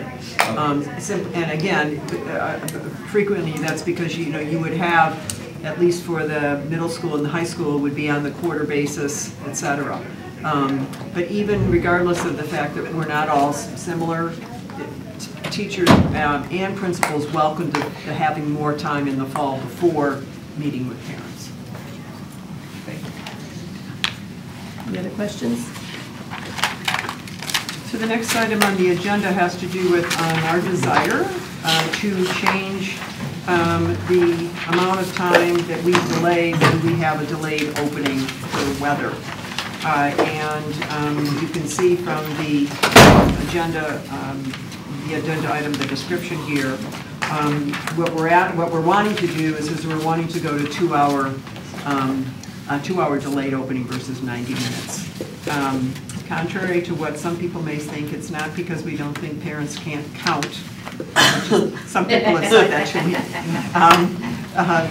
That has nothing to do with it. And quite frankly, we're the exception with respect to having 90 minutes at this point. If you ever look on the morning and you look at the TV and you just look, it's 2 hours, 2 hours, 2 hours. It's the exception. But that's not why we've decided to change it. To be honest with you, and she already left, but I can tell you, I was talking with Gail Croyce this morning at Meadowside, and she said, oh my gosh, Betty, what a difference it would have made had we had the extra half hour today. Because while the lots were cleared, it still was, you know, really a struggle for the custodians to get enough of the salt and sand down on sidewalks so that kids, the walkers, are not slipping, or kids getting off the buses, let alone with respect to, you know, the parking lots, and they were icy, even at, you know, the high school. I see you shaking your head, Mr. Berkowitz, you know, when the kids came in. So it's not going to guarantee that we're in, but 30 minutes makes a huge difference. I talked with Pat Bradbury about this. He would absolutely love to, and you see the reasons that he gave. You know, more time to clear the parking lots, sidewalks, more time for the city to plow, because that's a real factor. And then, you know, also for the buses. You know, what we want to do is we would give parents a lot of notice. We didn't want to make the decision in the middle of the year. We wanted to make the decision to begin in September of next year. So going forward, what we want to do is put it on the bottom of the calendar, so it's right there since it's a change. And then also we would formally notify all parents that beginning, you know, in this 2017-18 school year, delayed openings due to weather will be 2-hour delays. And then, you know, the schedules would be adjusted. Kids would still have lunch, You know, the cafeteria can make, you know, I talked with Eileen Fauster, she can make that adjustment in the schools. You know, Durham, Mr. Riccitelli consulted with Durham. Durham, of course, was thrilled at the extra half hour, just again because of the issue of safety. And then you spoke with the parochial schools, Platt Tech. All the districts, excuse me, all the schools or districts that we transport to. I talked to all of them, and to a school, they're delighted by it. They think it'll help them out immensely. Any questions? Mr. DeGrego? I just want to say, Madam Chair, Dr. Fiza is right on board with this. You look on channel 612, everyone is 2 hours now. As a policeman, I used to do school crossings. I understand the clearing of the snow is paramount for the city. I know certain members as a teacher, certain colleagues of mine have fallen, not in this town, and how important that extra 30 minutes will be. Very good for us to back that up. Thank you, Madam Chair. Dr. Gregory? I was just wondering if there was options. Back in the day, there were, in a district where I worked, there were some days where it was a 1 hour delay and some days where it was a 2 hour delay depending on the severity of the weather. I didn't know if something like that was an option. Yeah, I did a survey of school districts through my professional organization, CASBO, and the significant majority was 2 hours. There were maybe 3, maybe 4 districts that do have the option, 1 hour or 2 hour delay. One of the comments from one of them said that it confuses parents terribly. And I mean, just today, and Dr. Fieser said it in a joking way, but today was our first delayed opening, and we got 3 phone calls this morning asking what time is my child's bus going to come. Because it's just not, some people just have a hard time making that 90-minute correlation. So the 2 hours seem to be, you know, the right way to go. And switching it back and forth, or I just think it would confuse parents more. Mr. Jagosinski? Yep. When I've talked to teachers and I've talked to principals, and typically I ask them, what's the most significant thing we could do to improve academic performance? And the most common answer is time on task. And while I don't have a specific problem with this, I'm increasingly concerned about the amount of time that we're taking away from teaching. All of these half days, you know, pulling people out for curriculums, PPTs, training, teachers taking long weekends in the spring. You know, there just seems to be a pattern. And every time we take away from 30 minutes of teaching or an hour of teaching or a half day of teaching, we're saying there's something more important than teaching. And, you know, I think this is a long-term problem that we really got to start thinking through, because I think too much time is being lost here. Mr. Wiskiman? Yeah, I agree. There is something more important than teaching. On this case, it's safety. So I voice my support for the additional delay because it's a safety issue, which in this particular case does seem to be more important than a half an hour of teaching. So, but I do note that you have this for information only.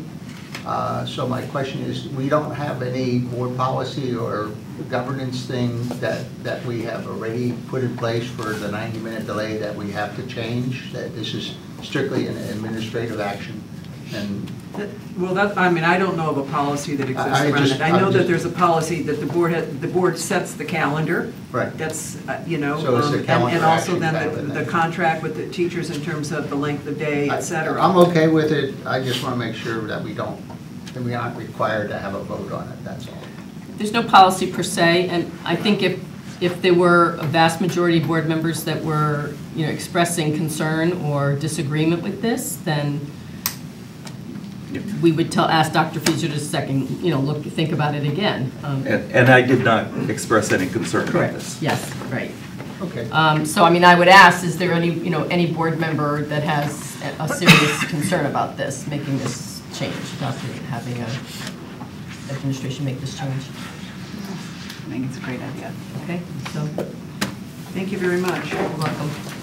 The next item is the policies that were brought forward in January, and so we're bringing these back, some for an immediate second reading and some with some changes that might have, that may or may not yield approval. So let me begin. I listed these in the agenda form more around whether there were changes from what you had seen in January or not. So the first set, while there were a number of questions, and I'll address the questions, there really are no substantive changes in these. So in all of these, where the questions were, I consulted with our attorneys. So let's begin with policy 5114, suspension and expulsion and due process. And you know that it's replacing the existing policy. One of the questions that was posed last month was a question on the notion of deadly weapon and martial arts weapons, and whether was there a reason why certain types of weapons were not listed in here, from a butterfly knife, a cane knife, or a ballistic knife. And the response on the part of the attorneys was that deadly weapon is defined in accordance with Connecticut general statutes, and that there's no need to reference every single kind of knife, because the language of the dangerous instrument defines dangerous instrument as any knife with a metal blade. So that would cover all of them. So the recommendation on the part of the attorney was to leave the language as is. And I apologize, this is on page 3 of 20 of the first policy. I'm sorry, at the top it says deadly weapon. Means any weapon, whether loaded or unloaded, from which a shot may be discharged, or a switchblade knife, gravity knife, billy club, black chops, bludgeon, or metal knuckles. And there's also, moving on down, the dangerous instrument, any instrument, etc., which is capable of causing death or serious physical injury, including by way of example, and it gives, not limited to any knife with a metal blade or a razor, etc. So the idea of these other 3 knives would be included in here. Actually, anything deadly weapon it could be a nail file. I mean, if it's used to seriously injure somebody, it would be considered a deadly weapon. So if there's no questions on that, the second question on this policy was on page 11. Wait a minute, I'm sorry, that's the wrong one. The second major question was on, I'm getting a little confused here, was on the concept of facsimile, and that is on page 7 of the policy. And it is the very top, L, possession of any weapon or weapon facsimile, included but not limited to knife, pistol, pellet guns, and or airsoft pistols. Again, asking the attorney about this. The term facsimile is not defined per se in the Connecticut general statute. However, it is widely, I'm quoting here from the attorney, it's widely understood and accepted as facsimile, meaning an exact copy, replica, likeness, or duplicate. And so the comment by the attorney was to add the term realistic is unnecessary. It doesn't add any further clarification. And so, and in response to your concern about, because I sent the picture, et cetera, that at least for the Milford Public Schools, no administrator is going to expel a student for bringing a bubble gum gun into school. Well, I brought that up because it did happen. Correct, in another, and I know that if I wanted my career not to be destroyed. Oh, I know that, I hate to see children put through that for no apparent reason. That was my whole thing is, if we can define it just a little bit better on that aspect, so, you guys are great, but down the road, we don't know if we'll have another administrator that thinks differently, and I was just trying to avoid those problems. Well, what I can say that may be helpful to you, so there are districts that have what's called a no tolerance policy, and it's literally defined in a policy, and no tolerance would mean, any obviously deadly weapon, or a facsimile, and they literally mean any facsimile by any student. That's the extreme definition of no tolerance. So a 17-year-old bringing in the facsimile and a kindergarten child bringing in the facsimile, under no tolerance, it both apply. Exactly, that's why we don't have that. That is not the policy of the Milford Public Schools at all. There isn't that language. Yeah, it just, the whole wording. Mr. Jagosinski? Is there any reason why we shouldn't put in the word realistic? It may be, apparent to Mr. Dugas, Attorney Dugas, the meaning of facsimile. I'm afraid, you get two lawyers together, you have three opinions. And non-lawyers may misinterpret, not interpret the word facsimile the way an attorney would. Is there any disadvantage to putting in the word realistic? And again, it was stated that it's unnecessary and it doesn't add anything to the clarification. I think that it is the language in this, facsimile is the language in the statute. There's nothing else around that. What I would also say from personal experience is that there are water guns, for example, that might from a distance look like could be construed, but upon closer examination, they're a water gun.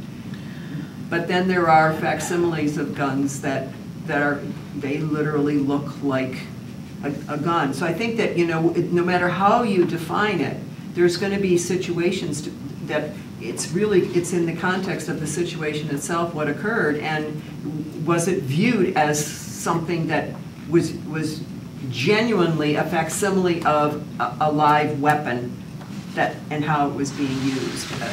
So it's not for me to determine whether or not the word realistic would be added to it, but what I can tell you is, having been an administrator who has dealt with lots and lots of discipline that might have involved weapons, the term realistic it's not going to help necessarily, because it's really on a case-by-case situation, whatever that weapon, that facsimile was, and how it was being used, and As Mr. Hagedorn said, we have no question about you. No, I understand that, but I'm just saying that from the perspective of an administrator then taking it and interpreting, well, what's realistic versus what's the term, I don't know that it necessarily helps them as well, is what I'm saying. Well, I'm just saying the average person, a realistic would mean even from a distance, all that looks good, but that picture of that bubble gun is not even closely realistic. That's just giving you the tools to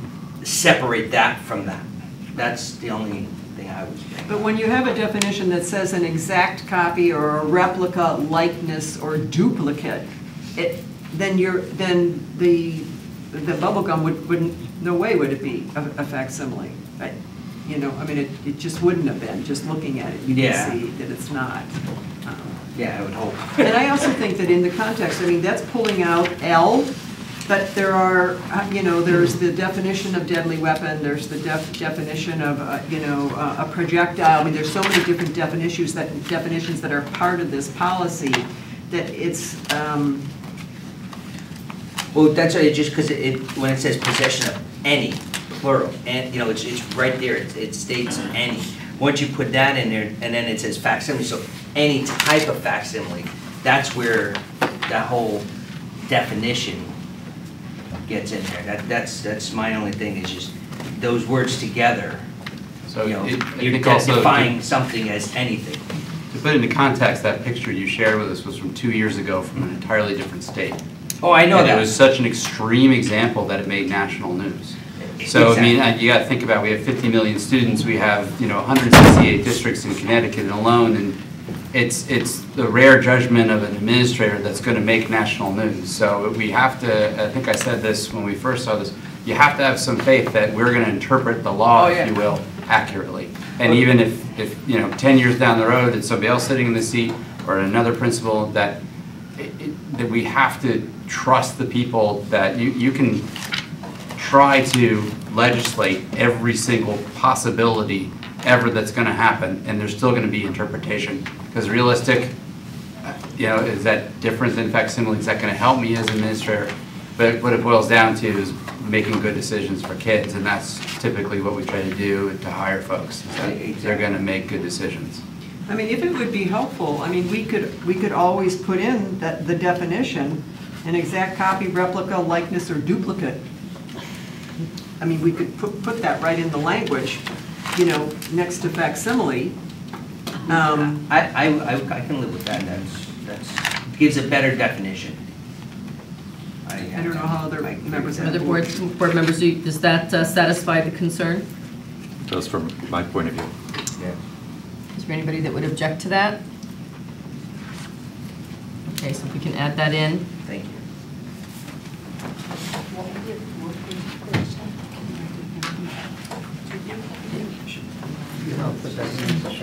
So then the third, and this was not controversial, but the third question or request that was made is a clarification around board, hearing officer, superintendent. So you will see in here, so for example, I think on page 9 of 20, in number 2, such a student shall be expelled for 1 calendar year if the Board of Education or impartial hearing officer. And number 3, it would be the superintendent may modify the period of a mandatory expulsion on a case-by-case basis. Again, on page 11, we added hearing officer in where it was appropriate.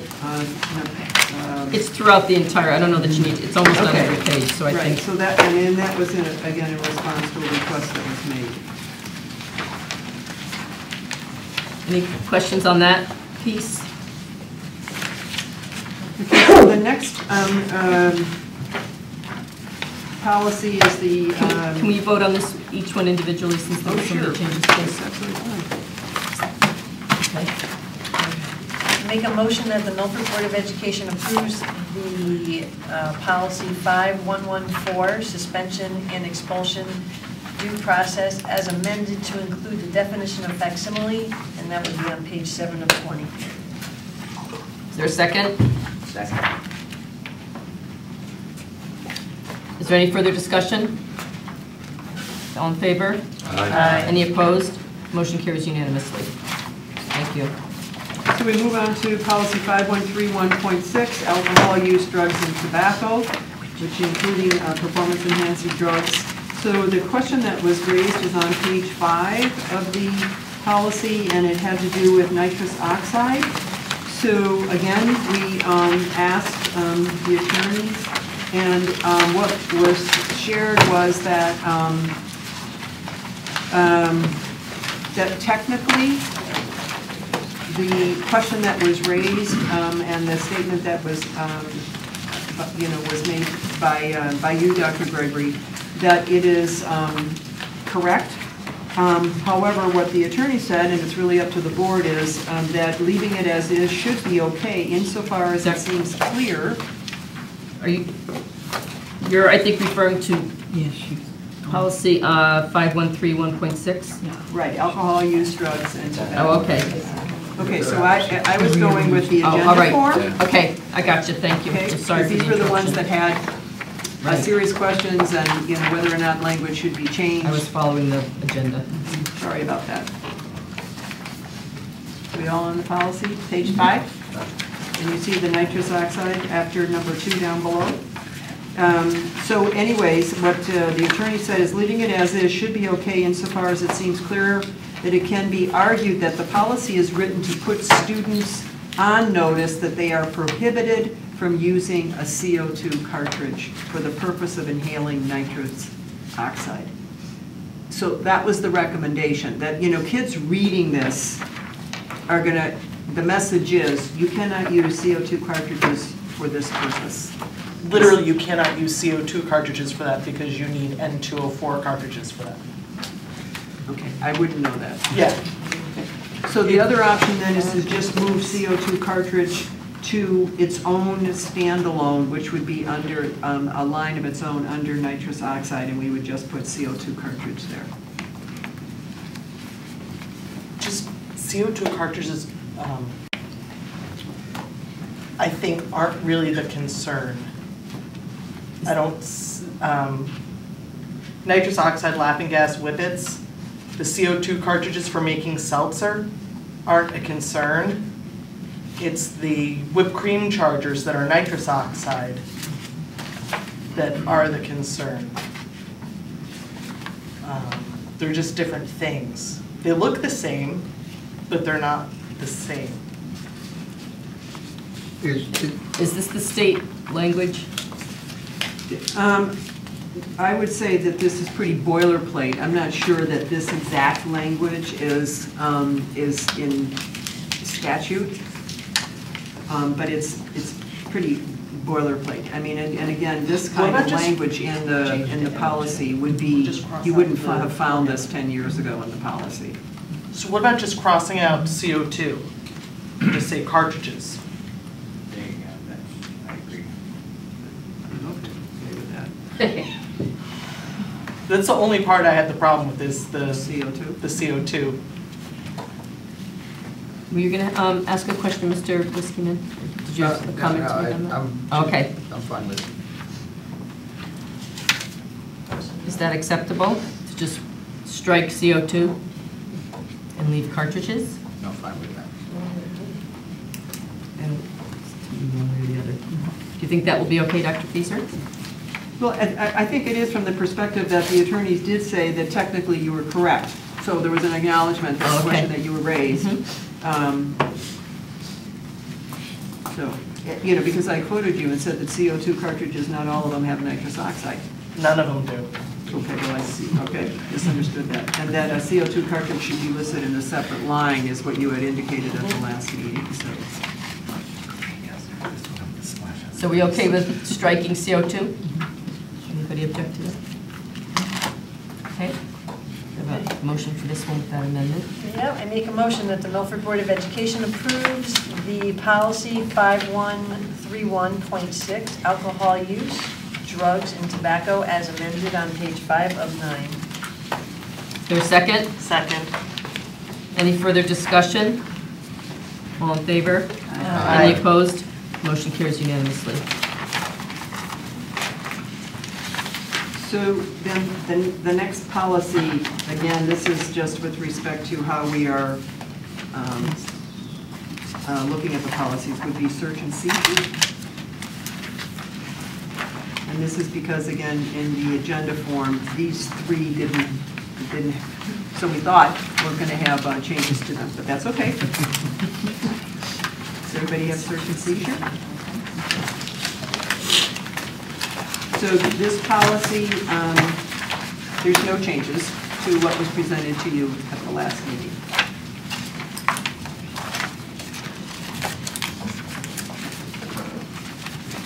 Okay, did any board members have any other concerns with this one? Okay, motion?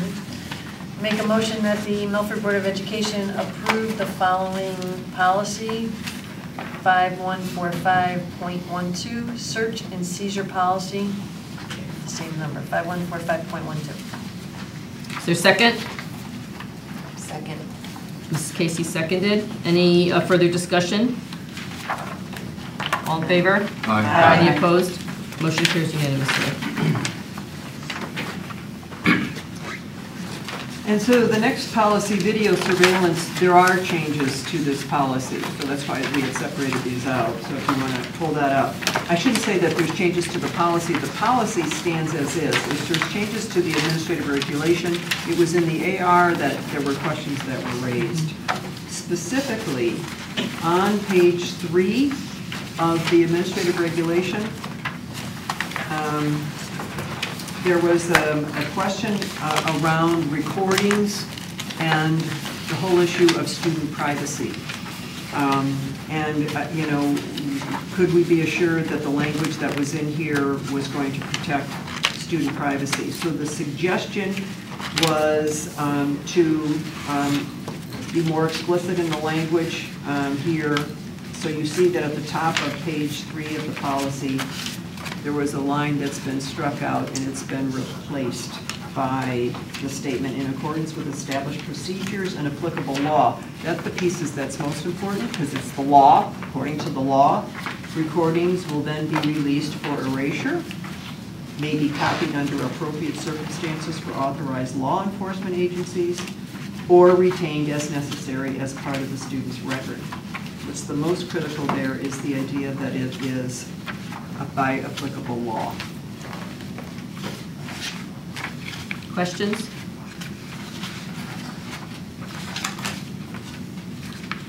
Okay, seeing none.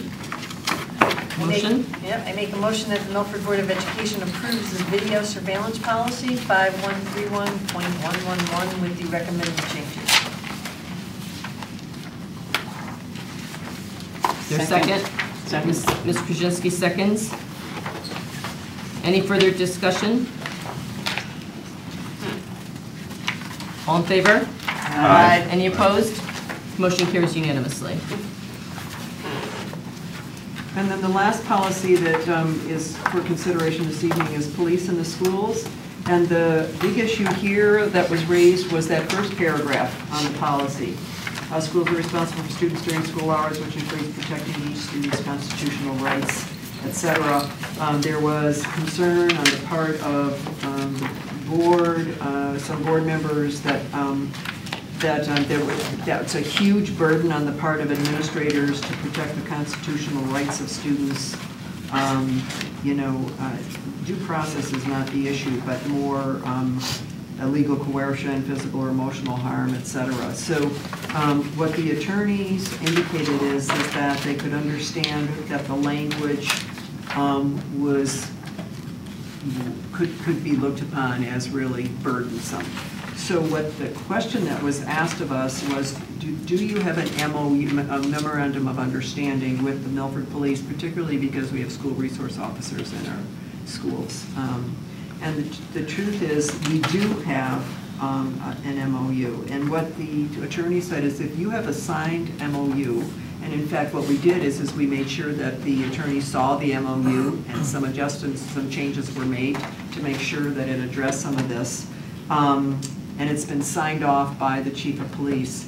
Then what the attorney indicated is that the first paragraph could be eliminated because we have the MOU in place. It's been signed off by the chief of police and by me, right? Yeah, me.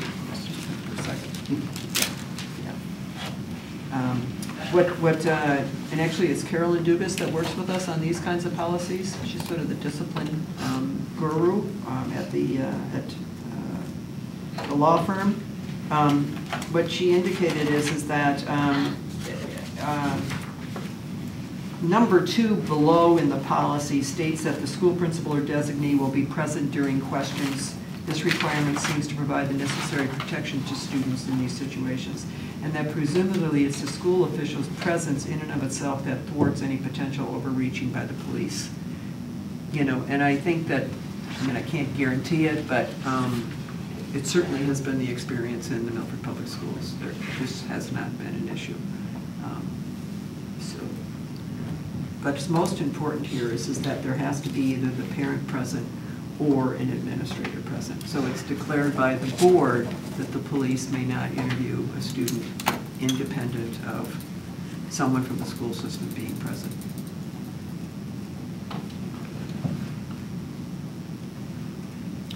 Questions? Are we comfortable with that? Okay, a motion? Make a motion that the Milford Board of Education approves the police in schools policy 5145.11 with the recommended changes. Second? Is there a second? Mrs. Casey seconds. Is there any further discussion? Okay, seeing none, all in favor? Aye. Any opposed? Motion carries unanimously. Mrs. Bennett, I offer one other response to a question that had been asked. You've already voted on the policy, which is on homelessness, but there was Sure. the question that was raised on trailer parks. Uh-huh. And so I asked for a clarification on that also from our attorneys. And what was indicated is that that when you use the term homelessness, you're actually, it's a specific inquiry into, okay, what determines that this student is homeless? And that that there's very, very, very specific definitions that are included in that. And bottom line is that the individuals who lack a fixed, regular, and adequate nighttime residence. And then in the law, it's very specific. So children and youth who are sharing the housing of other persons due to loss of housing, economic hardship, or a similar reason are living in motels, hotels, trailer parks, or camping grounds due to the lack of alternative accommodations, are living in emergency or transitional shelters, etc. So the whole thing has to do with the reason that they're living there is because they have no other place to live. And if they were able to live elsewhere, they would be living elsewhere. So it's not, has to be viewed within the context of we're talking about homeless children. Not because we're saying anything against trailer parks or anything like that. It's the fact that these students, are there because they're homeless. Okay, thank you.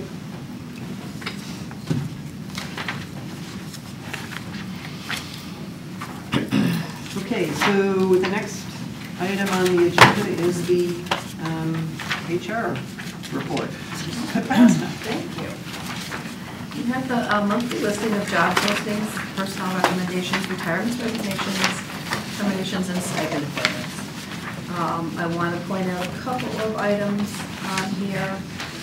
The stipends, you'll notice they're all the team mentors, and as you know, these are our veteran teachers who are teamed up with our new teachers in getting them through the team process, which is a state process for beginning teachers. So we've recently paid those teachers, yes? Yeah, what is the stipend? It is $500. A few of these have more than one mentee, so then it would double. And the $500 gets paid out in two separate payments. One in January and one, I believe, in May. And does it involve extra hours for the person who's operating as mentor? Yes, yeah. It's hours during the day, hours after school, various meetings downtown, various meetings with the brand new teacher, and giving them what they need to be successful as a new teacher. We have a partial hiring freeze. Yes. How many positions have we determined we're not filling? Well, we're taking them on a case-by-case basis with obvious preference given to classroom positions, positions that affect kids and the learning of our students. So we have filled, you can see on our new hire list, the last two hires are brand new teachers. They haven't started yet. But what we do is we take a look at them before the offers are made, and we have a discussion in our cabinet meetings to see whether we're going to go forward with this hire or can we put it on the back burner. The longer we take to fill a position, obviously the more money we save, even if it's just a few weeks or a month.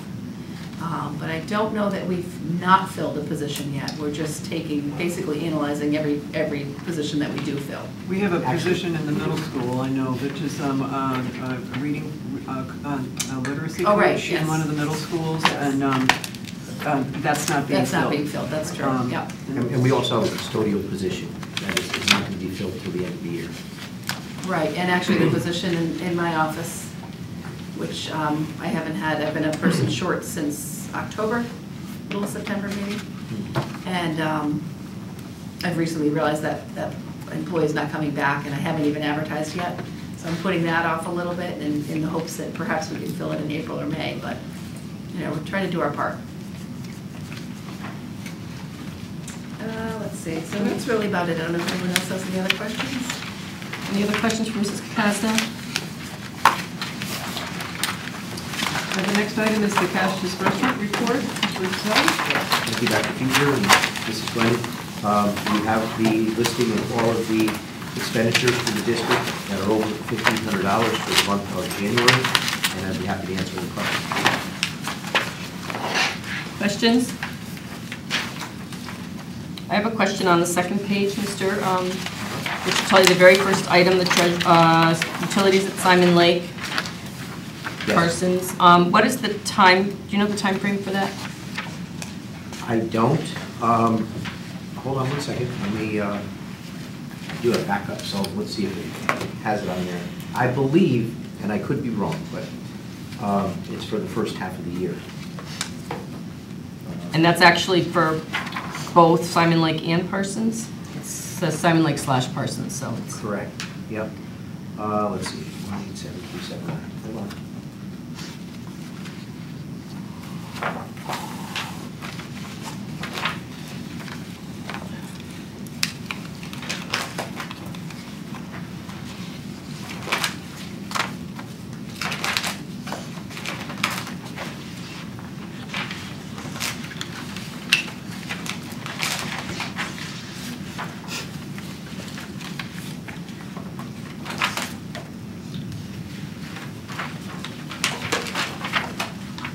Here we go.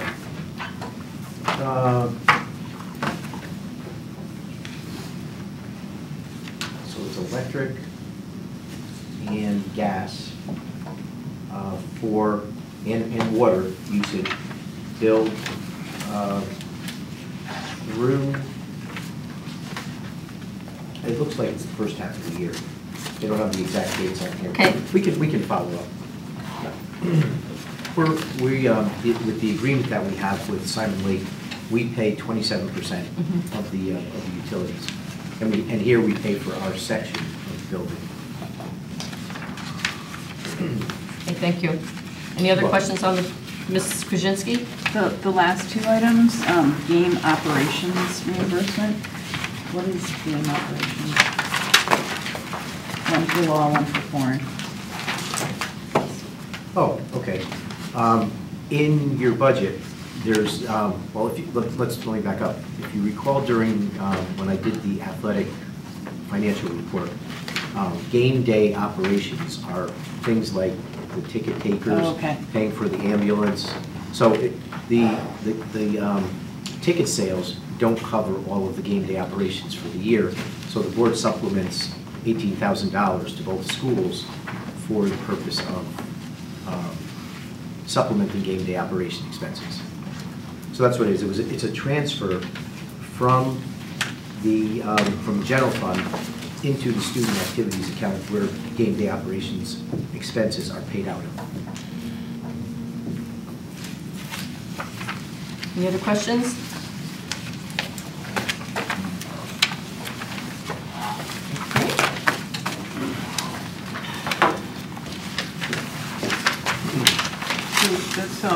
Those are all the reports that we have. Thank you. We move on to the consent agenda items.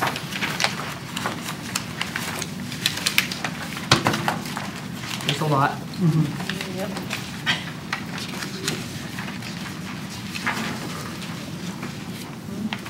You ready? Go ahead.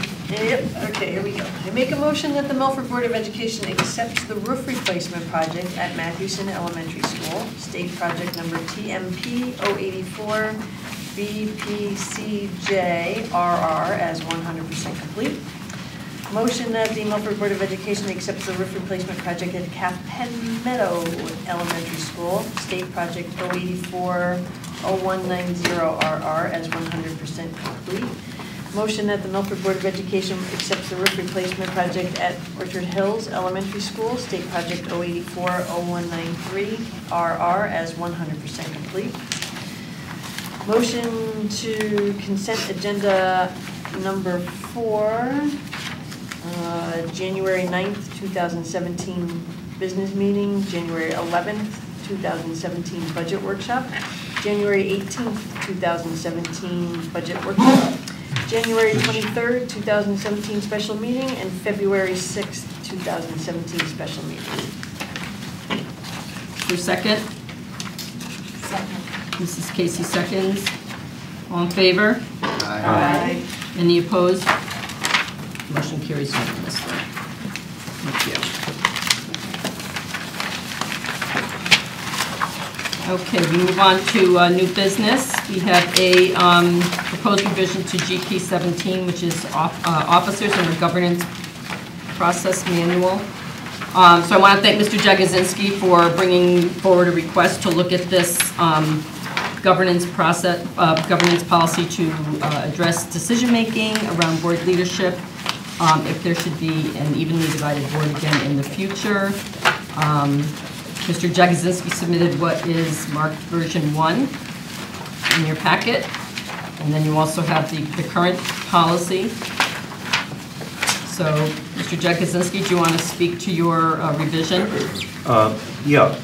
Basically, the problem, as we all know, when we have a divided board is you get into a situation where you can't come up with a chairman because 5 people vote for one person, 5 people vote for the other.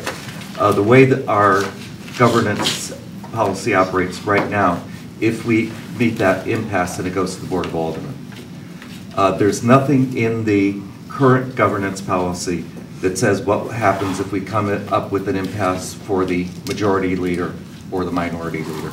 And so this proposed change takes care of that. Basically, it says what we have now. If the chairman is in one party, then the members of the other party will select the majority leader, and the members of the chairman's party will select the minority leader. And it would essentially place us in the same situation that we're in with this board. And I think, we had no problems this time. I think everybody on this board was, wanted a collegial, good working relationship, but, there was a problem years ago with the planning and zoning, which they went on for months. They couldn't come up with the chairman, so it can't happen. Madam Chair, may I ask a question? Yes. So this says select versus elect. Was that purposeful? No, it isn't. So I just want to clarify one thing. In actuality, you said that there's nothing that addresses what the failure to elect a majority leader or minority leader. That's not correct for majority leader. Our majority leader is identified in our bylaws as the secretary of the board, and the secretary of the board is one of the required positions. It's a formal position as identified by state statute, just as the chair is. So the state statute actually says if you do not elect a chairman or a secretary, then it goes to the Board of Aldermen. Yeah, our policy didn't say that. No, it does. Our policy says that we go to, it does. It says that,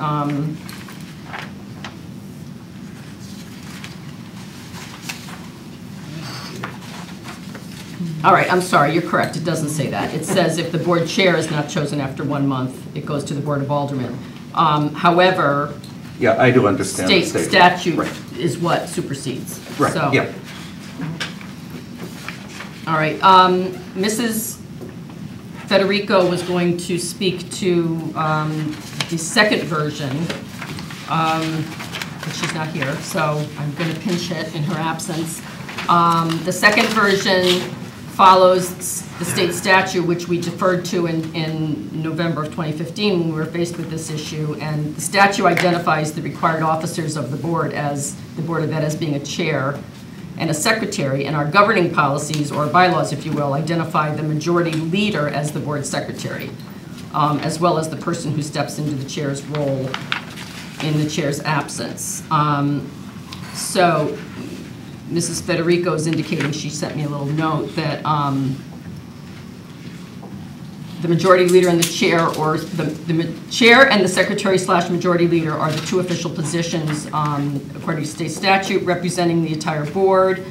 And as such, it's her opinion that it should have bipartisan support from the full board, thus the term elect. And that version 2 matches how we elected our leadership for this board with broad bipartisan support.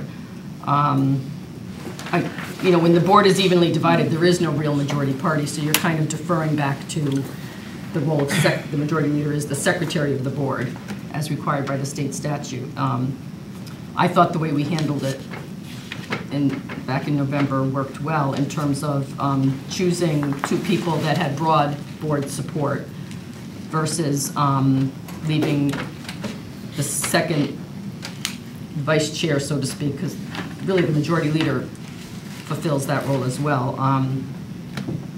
As being somebody, when there is an evenly divided board, should be really elected by the full board rather than selected by half the board that's in that particular party. But like, we can't develop policies for Dr. Fieser because she's an extraordinarily good board superintendent. We can't develop procedures because we happen to be an exceptionally good Board of Education. Well, the second version is, I think everybody agrees that we should have a procedure that addresses a 5-5 split. Right. I have no problem with the second version. Okay. I think I'm certainly in agreement that we should have, it's better for the board to have something in writing that identifies how we handle a 5-5 split. So it's really just a question of fundamentally which, whether that both roles in a 5-5 split should be elected, or one of them elected and one of them selected by the others. Well, according to Mrs. Federico's proposal. This is just the first reading, too. Right, I just want to point that out. So. The majority leader, correspondence secretary, would be elected by the members of the board who are of a different party from the chair. So it would not be the entire board. No, I think the comma's getting in the way there. I don't think it's terribly clear. But I think that comma is suggesting that the majority leader will be by majority vote of the whole board. Correct. But selected from a pool, from something. And then there's again the problem with selected down in Well, C. I think the line, for me, it's important. I think you had struck the line from your, that every effort will be made to seek representation from both parties in the leadership role if the composition of the board is evenly divided. I think that's an important statement to make personally. I think it sets the tone of the board that we are going to make sure that we have leadership from all parties. And then the way I read 17.4.1b, that line in question, that the electing the majority leader or corresponding secretary from those people that are of the party of the opposite the board chair, it assures that you have representation from both parties. You have the board chair in one party, the majority leader in the other party, but both of those people have been chosen by the full board so that there's broad nonpartisan support for the 2 people and somebody that everyone can work with. 2 people that everyone can work with. That was my interpretation. Yeah, quite frankly, 17.4.1, I think is not clear. But that's beside the point. I think the problem is getting broad bipartisan support, and you may not be able to do that when you have a 5-5 board. It's nice to think that, a board's going to be able to do that and people are going to come together and do that. But quite frankly, that's not always the case. And, I really think that in a broad, I think that the chair and the majority leader should be different parties, and I think that the party who's picking the majority chair should be the decision of the party that is not the chair's party. Each side gets to select their own majority leader and minority leader, And I think that, that's what we should be able to do if there's a 5-5 split. Well, I think that's where the fundamental difference is. Right. Is that others apparently believe that in the case of a 5-5 split, it's more important to have the full board making the decision for the two. Quite frankly, publicly, this was not contentious. But within our caucus, there was a lot of hurt feelings over the way this was handled initially and how this came to be. Quite frankly, from my point of view, I thought that it would be appropriate, because there was a 5-5 split, that the chairman, one party would hold the chairmanship for 12 months, the other party would hold the chairmanship for 12 months.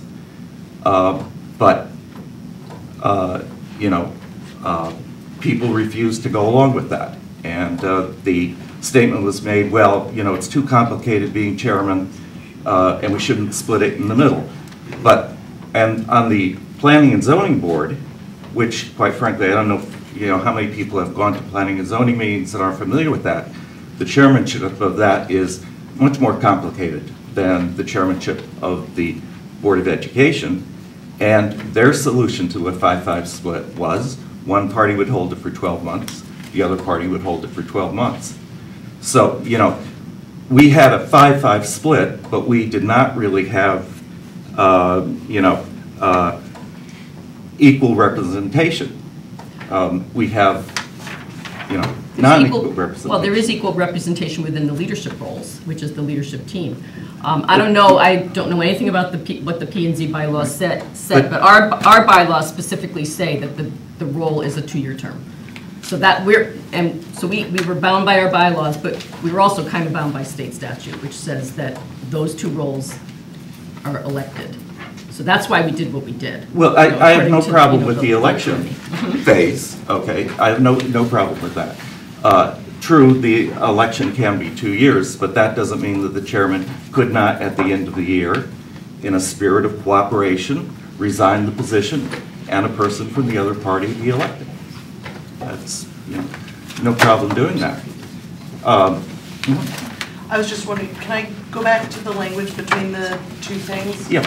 So the big picture difference between the 2 versions is that the individual parties would decide in version 1 just for their representation, and the full board would decide in the second version. Am I correct in that? Yeah. In the second version, the full board is voting on both the chairperson and the person. All 3 positions, because the minority leader's included in that one, right? No, well, the majority leader is selected by the last party, because the majority leader is not recognized by the minority leader, I'm sorry, is not recognized by the state as an official. So that one is not elected. It's selected, right. According to this, that could be changed, but according to this, the third Actually, that's the position same is on both. selected. Yes, No. it is selected in both. In my version, okay, the entire board would vote for the chair. Okay. The party, I'll use Democrat and Republican, not because of Democrat and Republican, but, because the aldermen control the board of, the Democrats control the board of aldermen. We knew it was going to be a Democrat. We could fight all day, but, it's going to be a Democrat. So, we all go along. In my version, then, the Republicans would pick the majority leader, and the Democrats would pick the minority leader. In the second version, we would all pick the Democrat, then we would all have to pick the majority leader. And you can get in a situation where, people can be unreasonable. So is there a way to marry these 2? That, like version 1.5, where, it goes to the full board. If the full board fails to agree, then the party would, so in this case, then the Republican Party would then choose? So if the full board fails to elect an individual, say you end up with a 5-5, then the party would? Would that marry the two? I don't think so. I think that they're two very fundamental differences. And the end result is that, if you don't agree with the chair either, it goes to the Board of Aldermen anyway. So right. the sticking point seems to be the majority leader, right. Which to me, it's just when there's a 5-5 split board, the majority leader is just as important as the chair in terms of who sits in that role, and that it be a person who the full board supports versus somebody who's placed in that role by half of the board members who happen to be in the other party. So I think it's a it's a fundamental difference between the two.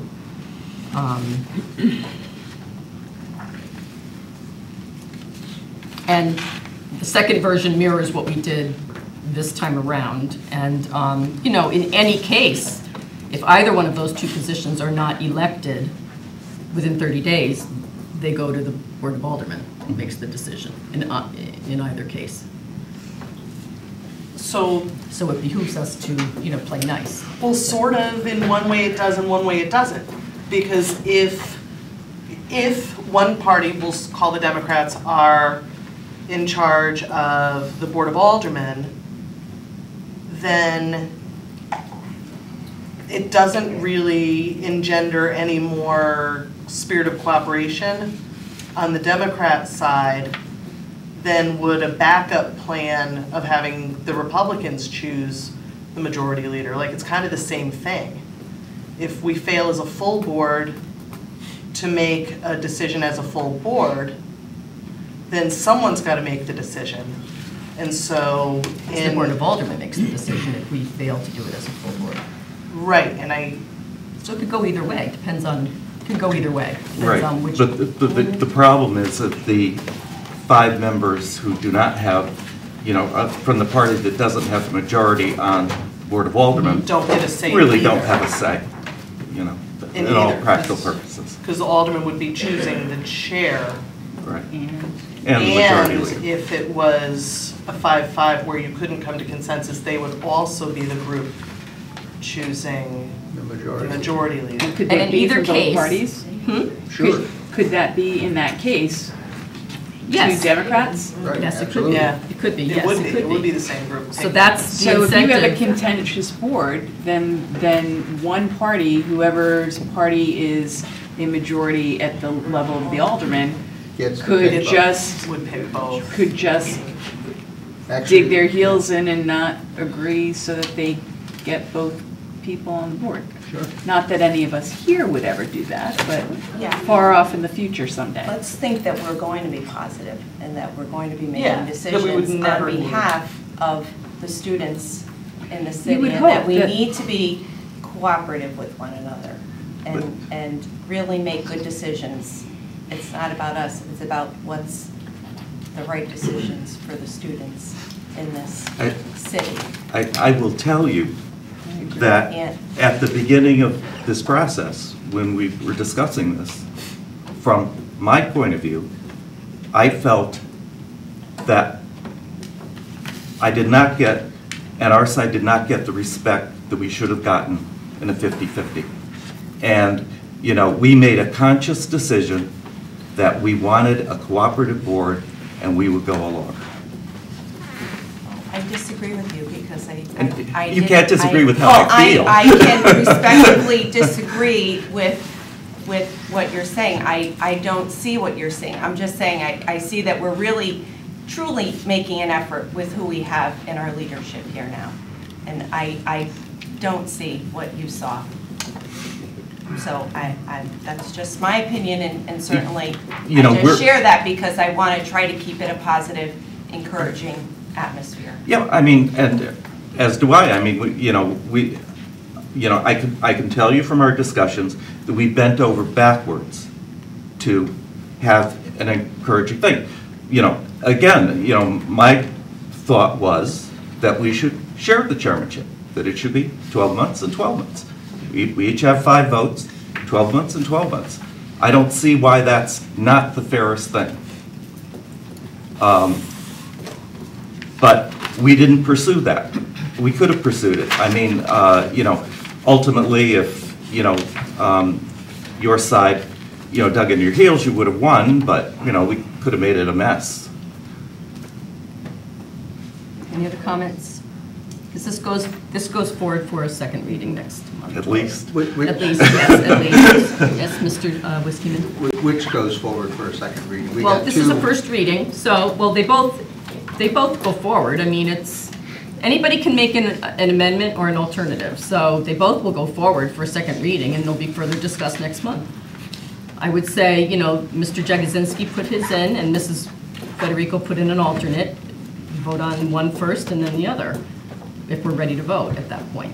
Because you need a majority opinion to move it forward, to make it, to pass it. So if one of them has a majority vote, then the other one doesn't go anywhere. Could we try to draft a hybrid?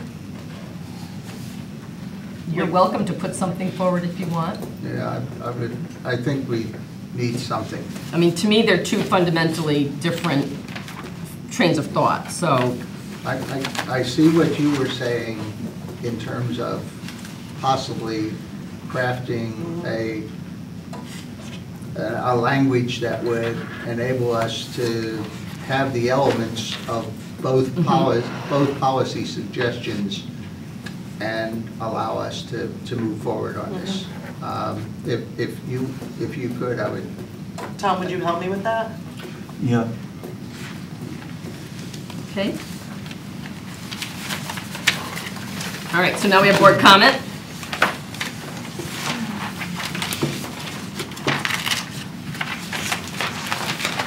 Any board comment tonight? Mr. DeGrego? Yes, Madam Chair, thank you. I just want to tell everyone here, the Law High School Social Study Department has asked me to give a fingerprint demonstration to their crime and evidence classes next week for this semester. I will be happily donning my lab coat and wearing my Quincy hat. Law enforcement certainly needs scientists, and anything I can do to encourage the enhancement for this career for our students, I find very rewarding. Thank you very much. Thank you. Any other board comment? Ms. Krasinski? I was supposed to start last Thursday, but we had a snow day, but I will be working with the WAVE students doing a unit on architecture for the next 5 weeks, I think. 4 weeks. Mr. Whiskeyman? I know that they mentioned it, but I just want to give a shout out to Milford Hospital for their cooperation and their support on this presentation this evening. I thought that was a wonderful thing, and you know, I appreciate many of the opportunities and the cooperation that Milford Hospital and our district plays in supporting our students. Just wanted to say thank you for that. You did look very official. Wish you had a pair of scrubs. Yeah, it did look very official wearing their scrubs and carrying their medical equipment. Comfy. Yeah. Any further board comment? Okay, seeing none, a motion to adjourn? Motion to adjourn. Second. Don't all jump at the second. All in favor? Aye. Any opposed? Motion carries unanimously. All right. Yeah, so the bottom fell in your Thank you for that, Oh, yeah.